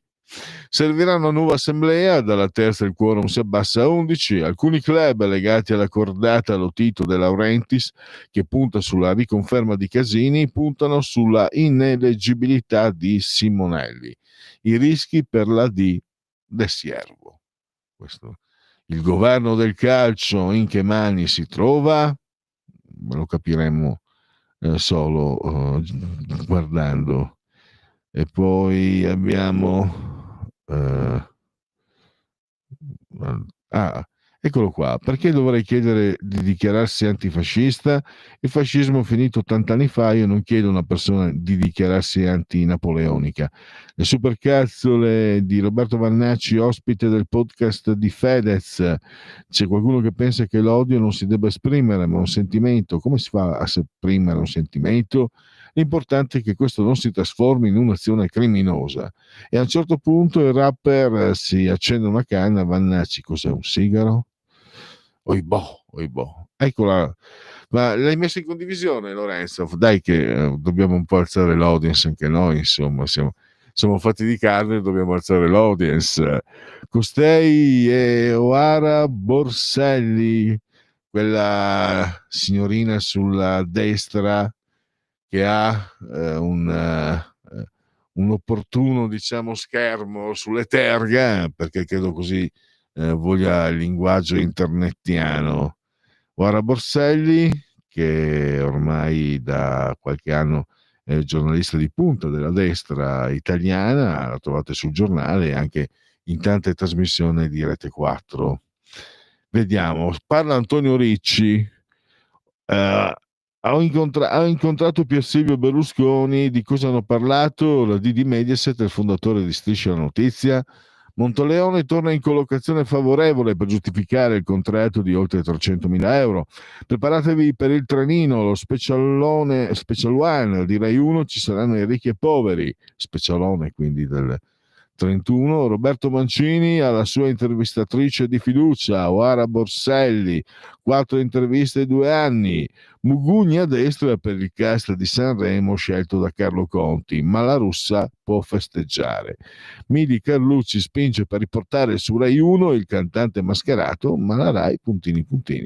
Il conduttore al braccino corto invia ad amici e colleghi regali natalizi legati a prodotti che sponsorizza in TV.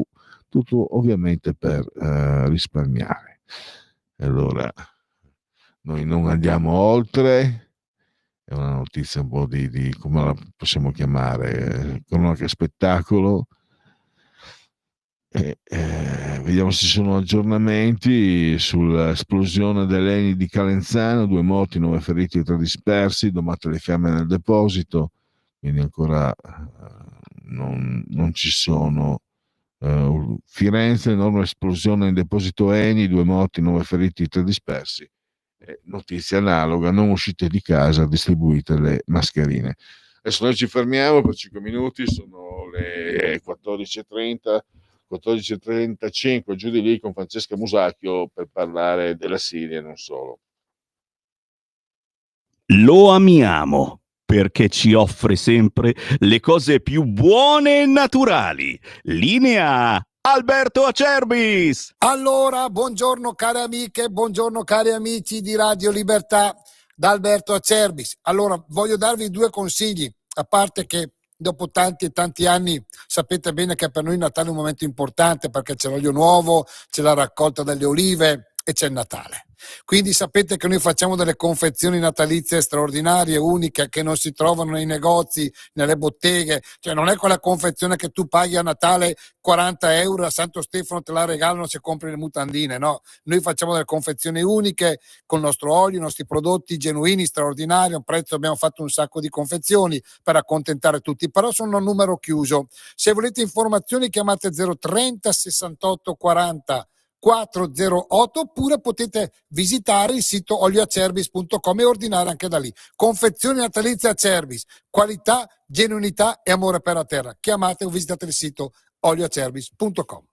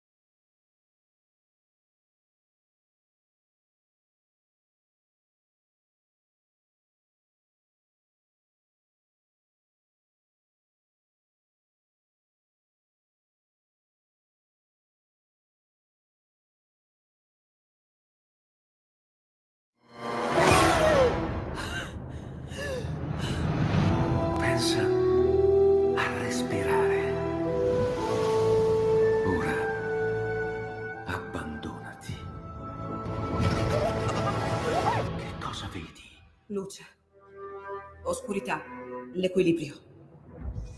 È tanto più grande. È stato un risveglio. Hai sentito? Conosco una sola verità.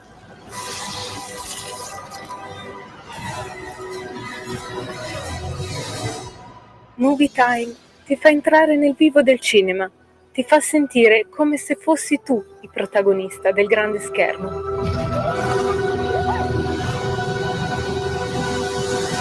Ogni sabato dalle ore 16. Un nuovo modo per sostenere la tua radio. Visita radiolibertà.net. Ti basta un click e potrai versare il tuo contributo volontario direttamente online. Potrai donare con ogni tipo di carta di credito, anche prepagata. Ti aspettiamo online su radiolibertà.net. Sostieni la tua radio con il tuo contributo volontario. Radio Libertà. La tua radio. Diamo voce alla nostra gente. Eccoci in diretta, sempre Radio Libertà, naturalmente, sempre oltre la pagina. E abbiamo al nostro telefono Francesca Musacchio, direttore di FCS.report e anche firma del Tempo. Benvenuta Francesca, grazie per aver accolto come sempre il nostro invito. Grazie a voi, bentrovati. Allora Francesca, ci eravamo sentiti, il tema doveva essere magari un cenno assolutamente lo facciamo sulla situazione, sul marasma. Io ho detto il triello in Francia, Macron, Mélenchon, Le Pen, è tutto in base anche agli esperti che tu hai interpellato, è tutto assolutamente in situazione di stallo. Però oggi sulle pagine del Tempo ti sei occupata, visto che sei un'esperta in materia, una studiosa, hai scritto anche saggi sulle vicende in Medio Oriente, quello che i fatti della Siria. E tu sei partita subito, hai fatto l'associazione Hezbollah in Libano, Hamas a Gaza e poi il Assad in Siria. Cosa sta succedendo? Domanda facile. Cosa sta succedendo in Medio Oriente? Guarda, in questo momento il Medio Oriente è veramente in subbuglio, nel caos. Ci sono una serie di di eventi che sono iniziati con, la guerra a Gaza dopo gli attacchi di Hamas contro Israele del 7 ottobre. Poi da lì si è innescato un effetto, proviamo a definirlo domino per certi aspetti, ma quello che è il risultato forse più inatteso nella narrazione mainstream è stato quello che è accaduto in Siria, no? Dove in realtà quello che è accaduto si collega perfettamente alle dinamiche che hanno portato alla guerra a Gaza e anche a quello che è accaduto in Libano, che sta accadendo in Libano, perché qui il grande architetto, chiamiamolo così, di tutto quello che sta accadendo è l'Iran, che da anni prova a estendere la sua egemonia in quell'area attraverso ovviamente i suoi proxy e i suoi alleati. I suoi proxy erano Hamas e Hezbollah, i suoi alleati la Russia, con la quale ovviamente hanno un rapporto anche di fornitura di armi. Sappiamo che l'Iran fornisce i droni alla Russia che usa poi in Ucraina, e però il progetto dell'Iran è quello di estendere l'egemonia in quell'area, in Medio Oriente. Ovviamente tutto questo è mal visto da Israele, che è il nemico giurato dell'Iran, ed è anche il nemico degli Stati Uniti, insomma, e gli Stati Uniti sono il nemico dell'Iran. Infatti l'Iran, gli iraniani, il regime in realtà definiscono gli Stati Uniti come il grande Satana.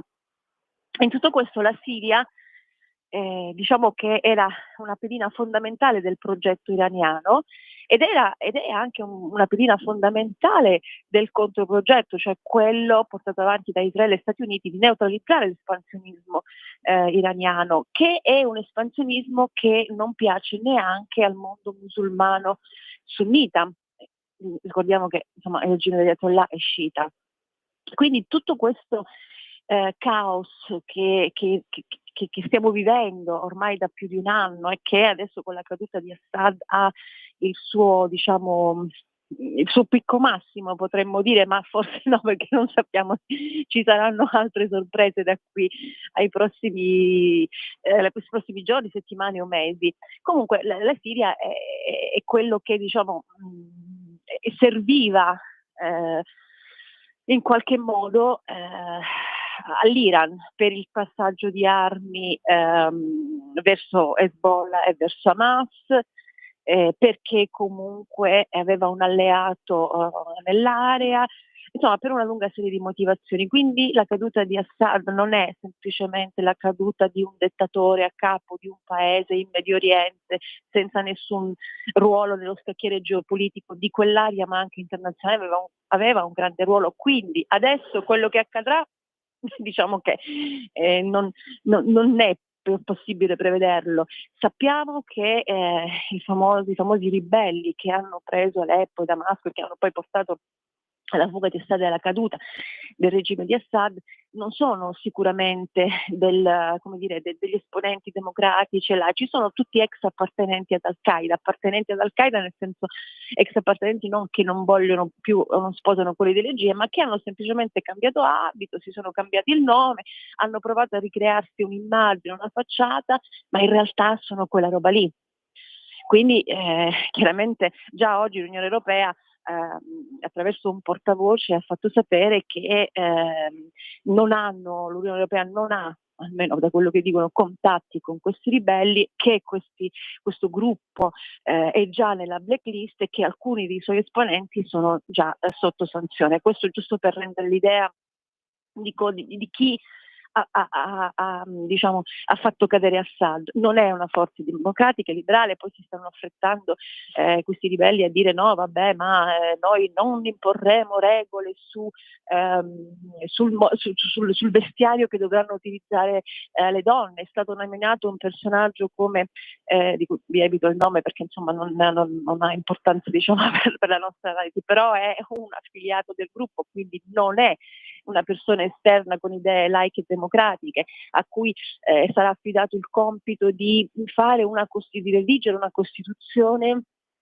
per portare il paese ad elezioni. Ora, io non voglio essere disfattista e pessimista, ma se questo è, se la comunità internazionale darà credito a questo gruppo, la Siria sarà la stessa fine dell'Afghanistan, dove per anni la coalizione internazionale ha combattuto i talebani. Dopo 20 anni il paese è tornato in mano ai talebani, che sono peggio di quelli che stavano prima, quindi estremisti, con tutto quello che sappiamo. Quindi la partita in Siria è apertissima, non sappiamo adesso quello che verrà fuori. Sicuramente, anche se non in modo ufficiale, il mondo arabo sunnita potrebbe voler mettere piede e mano in Siria in modo più importante, però questo ritengo che potrebbe avvenire con una guerra civile, perché ovviamente le forze ribelli che oggi hanno preso Damasco, che hanno in mano la Siria, non penso che saranno disposte a cedere il passo a qualcun altro. Quindi gli scenari sono apertissimi e vedremo che cosa succederà. Perché forse la nostra natura binaria, no? Ho visto insomma Netanyahu, Biden, lo stesso Trump quasi entusiasti, però ho visto anche che ci sono dei quesiti che si fanno le persone. Io ricordo questo, Francesca, non voglio andare troppo indietro. Allora, 79 in Iran, che si chiamava Persia, tornano gli Ayatollah.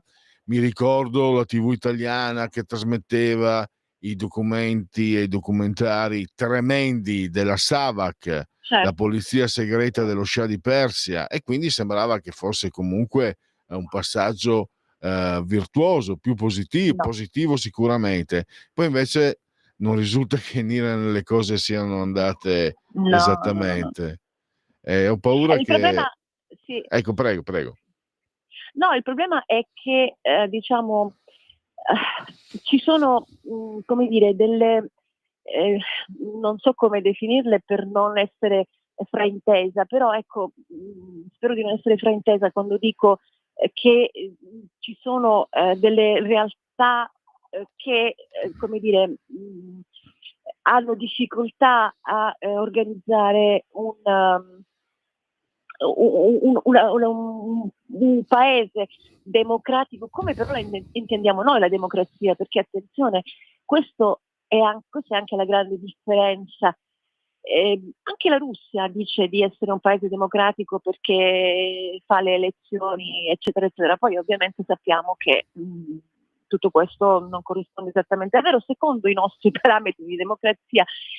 È molto complicato provare a confrontare, con questo non voglio dire che il regime talebano sia legittimo o Assad era legittimo, assolutamente no, provo soltanto a far capire quanto può essere difficile per un popolo, per un gruppo etnico, per un paese che, come dire, non ha i nostri usi o costumi, provare a organizzare questa stessa cosa secondo i nostri parametri. Non so se sono riuscita a spiegarmi, cioè è difficile, quindi molto spesso ci sono state, come dire, sono sollevati dubbi, interpretazioni per quello che riguarda l'Afghanistan, ma perché il popolo non reagisce, ma perché il popolo non si ribella ai talebani, ma perché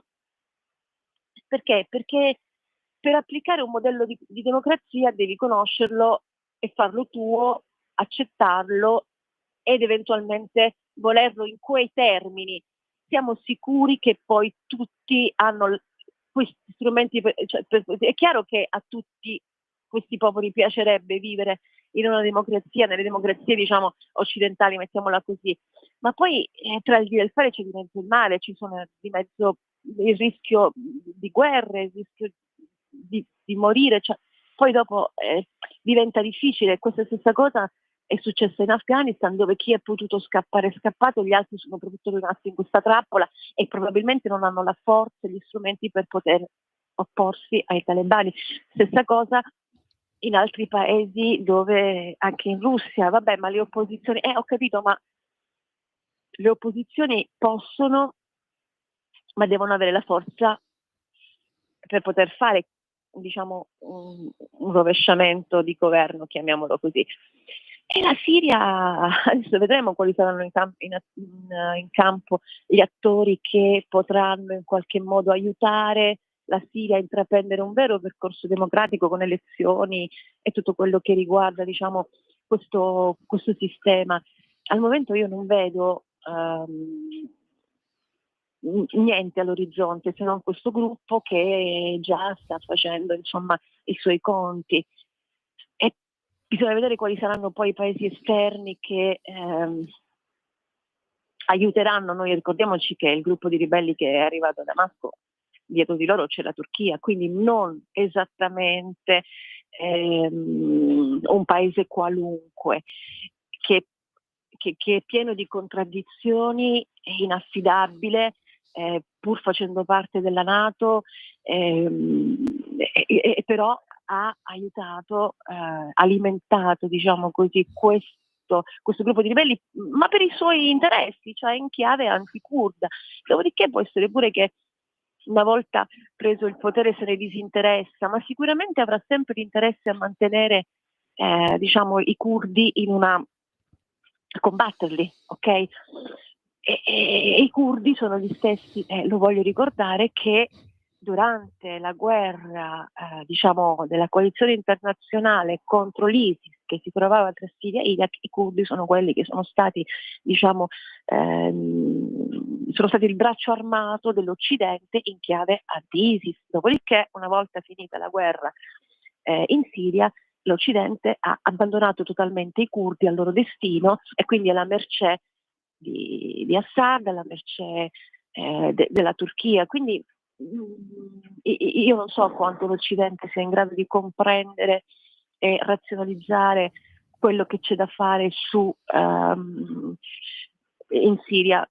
Forse, ecco, non so l'America di Trump, questo ancora non l'ho capito bene, ma probabilmente lui avrà un piano di stabilizzazione del Medio Oriente così come aveva iniziato con gli accordi di Abramo, ma l'Europa la vedo in difficoltà, molto in difficoltà, quindi vedremo, fare ipotesi è azzardato, insomma. Questo purtroppo non è una sorpresa. Mi incuriosiva Trump, tra 42 giorni si insedia alla Casa Bianca e lo scorso governo suo, diciamo, dismise gli interventi per quanto riguardava la politica estera, e adesso ha già detto: se gli alleati non versano i soldi che devono, noi tanti saluti alla NATO. Ecco, tutto quello che sta succedendo, che tu hai riassunto nell'articolo di oggi sul Tempo, no? Da Libano, Striscia di Gaza, adesso Siria, obbliga in qualche modo Trump ad avere politiche diverse. In fin dei conti, lui grosso modo, provo un po' da ignorante, ha sempre avuto una posizione comunque libertaria, no? Perché Rothbard, il fondatore del pensiero libertario, dice: gli Stati Uniti tradiscono il loro pensiero liberale e libertario nel momento in cui già alla fine dell'Ottocento cominciano a intervenire fuori i propri confini. Non era il compito degli Stati Uniti. Tutto sommato, a me sembra che la natura un po' sia quella di Trump, però adesso c'è un quadro talmente complicato, talmente complesso, per non parlare di tutti gli interessi. C'è la Cina e c'è la situazione nel Pacifico, e adesso secondo te Trump dovrà aggiornarsi rispetto a quello che lo abbiamo visto fare tra il 2016 e il 2020? Ah no, perché in realtà, guarda, allora, il disimpegno di Trump, ho presunto tale, in Medio Oriente oppure diciamo nella guerra russa-ucraina. Allora, per quello che riguarda il Medio Oriente non è un disimpegno in realtà, perché lui comunque ha iniziato, diciamo, il progetto, di stabilizzazione del Medio Oriente attraverso gli accordi di Abramo, che altro non erano che degli accordi per la normalizzazione dei rapporti fra Israele e alcuni paesi arabi. Quindi in realtà, perché non è vero che a Trump non interessa la stabilità del Medio Oriente. Quindi, tra l'altro, accordi di Abramo che sono stati portati avanti anche dall'amministrazione Biden, per quanto un'amministrazione, diciamo, discutibile su molti punti di vista, ha provato a portare avanti questi accordi di Abramo. Ora, qual è, diciamo, la differenza? È che Trump vuole disimpegnarsi in Russia, in Ucraina, in Medio Oriente, perché poi il suo obiettivo vero è la Cina, ok? È l'Indo-Pacifico. Quindi è lì che vuole puntare l'attenzione, e quindi avrà bisogno di avere una situazione più cauta, comunque più o meno calma da una parte, per poter investire, diciamo, tempo, forza e denaro dall'altra parte. Detto questo, non è vero che lui non ha interessi in Medio Oriente. È vero che nell'ottica, diciamo, della guerra in Ucraina, ovviamente Trump fa un ragionamento che non è del tutto sbagliato se la vedi da un punto di vista imprenditoriale, perché lui ha sempre detto: ma scusate, io faccio parte della NATO come gli altri, però l'America versa i suoi soldi, tutti gli altri paesi non versano quello che dovrebbero, però godono degli stessi benefici perché c'è l'America che pensa a tutto. Ora, se ci pensi, da un punto di vista imprenditoriale non ha tutti i torti, ok? Un imprenditore direbbe: scusate, ma qui ci metto i soldi io e voi ne beneficiate tutti, c'è qualcosa che non va, pagate anche voi la vostra quota se volete avere questi benefici, altrimenti non fate parte più del club. Ok, chi non può pagare la quota non fa parte del club. Io mi sono stancato di pagare per tutti, che non è sbagliatissimo. Ma questo perché Trump lo ha fatto e continua a dirlo, perché l'Europa non è mai stata in grado, e lo ha dimostrato col conflitto tra Russia e Ucraina, di avere una sua, diciamo, capacità, intanto i Paesi membri di partecipare alle quote da versare in modo, diciamo, concreto per quello che ognuno deve, ma poi l'Europa si è sempre appoggiata all'America come difensore, diciamo,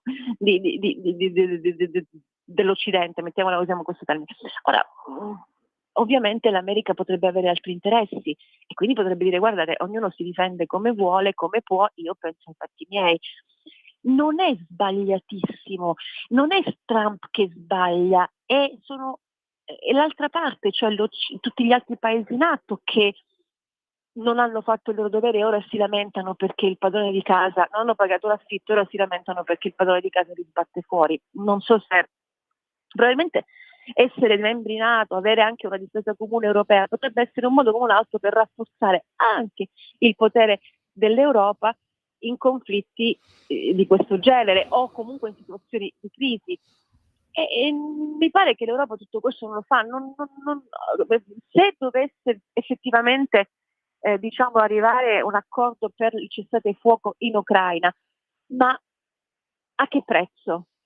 Sicuramente Zelensky e l'Ucraina dovranno perdere dei territori perché non c'è un'altra alternativa e perché l'America e la NATO hanno forse capito un po' tardi che per fare una guerra di questo genere dovevano essere impegnati in modo più forte. Cioè, è paradossale quello che sto dicendo, mi rendo conto, però è la realtà. Certo. Quindi non lo so, poi vabbè, diciamo l'estremizzazione di questo ragionamento io non lo condivido, è che l'Europa è un suddito degli Stati Uniti. Io non sono d'accordo su questa visione che trovo un po' estremista, ma sono d'accordo su un'altra visione. Se tu Europa vuoi diventare importante nello scacchiere internazionale, devi anche imparare a camminare con le tue gambe. Se non riesci a farlo è un problema, perché poi l'America Francesca, quando arriva, sì. Siamo alla conclusione, abbiamo veramente pochi secondi. Una battuta: il triello Mélenchon, Macron, Le Pen è in stallo. Secondo te cosa può succedere? Anche lì, bella domanda. Guarda, molti analisti ritengono che anche se Macron dovesse trovare un sostituto premier, la legge di bilancio comunque non riuscirebbe a farla approvare, non in quei termini in cui è stata proposta dal governo, diciamo, uscente, e quindi l'unico modo saranno le sue dimissioni e quindi le elezioni. Però al momento Macron resiste, vedremo quanto continuerà a resistere, vediamo. Certo. Grazie a Francesca Musacchio, risentirci a presto. Grazie a voi, a presto. Togliamo la condivisione, andiamo alla conclusione anche di questa trasmissione odierna. Allora, ci sono due interventi di Maurizio: siete riusciti ad inflazionarci con l'unico sponsor Acerbis di cui ero cliente. Maurizio: quei popoli non bramano di vivere con i nostri principi, sono islamici, preferiscono la Sharia e farsi verso gli infedeli per precetto. Sempre Maurizio. Andiamo allora invece a chiudere con il suggerimento musicale di Luca e c'è anche questo, era indirizzato, però è arrivato nella nostra ora. Trenitalia è la migliore in Europa, c'è indirizzato il nostro ascoltatore in questo WhatsApp da un televideo. La miglior compagnia ferroviaria d'Europa è Trenitalia, secondo l'ONG Transport and Environment, che ha pubblicato una classifica di 27 compagnie valutate in base a criteri come il prezzo e l'affidabilità, collocando l'Eurostar in fondo al gruppo. Questo dice, ecco qua, ciao Sammy, allegato regalo per Ghislaine Gianni da Varese, salutiamo anche lui. Chiudiamo allora con richiesta di Luca, musicale, non me la ricordo neanche più, gli indie, qualcosa. Sono curioso anch'io di sentire di cosa si tratta. Grazie anche a Luca, grazie a Lorenzo il Magnifico, sotto il comando di regia tecnica, e grazie a tutti voi per aver scelto anche oggi Radio Libertà.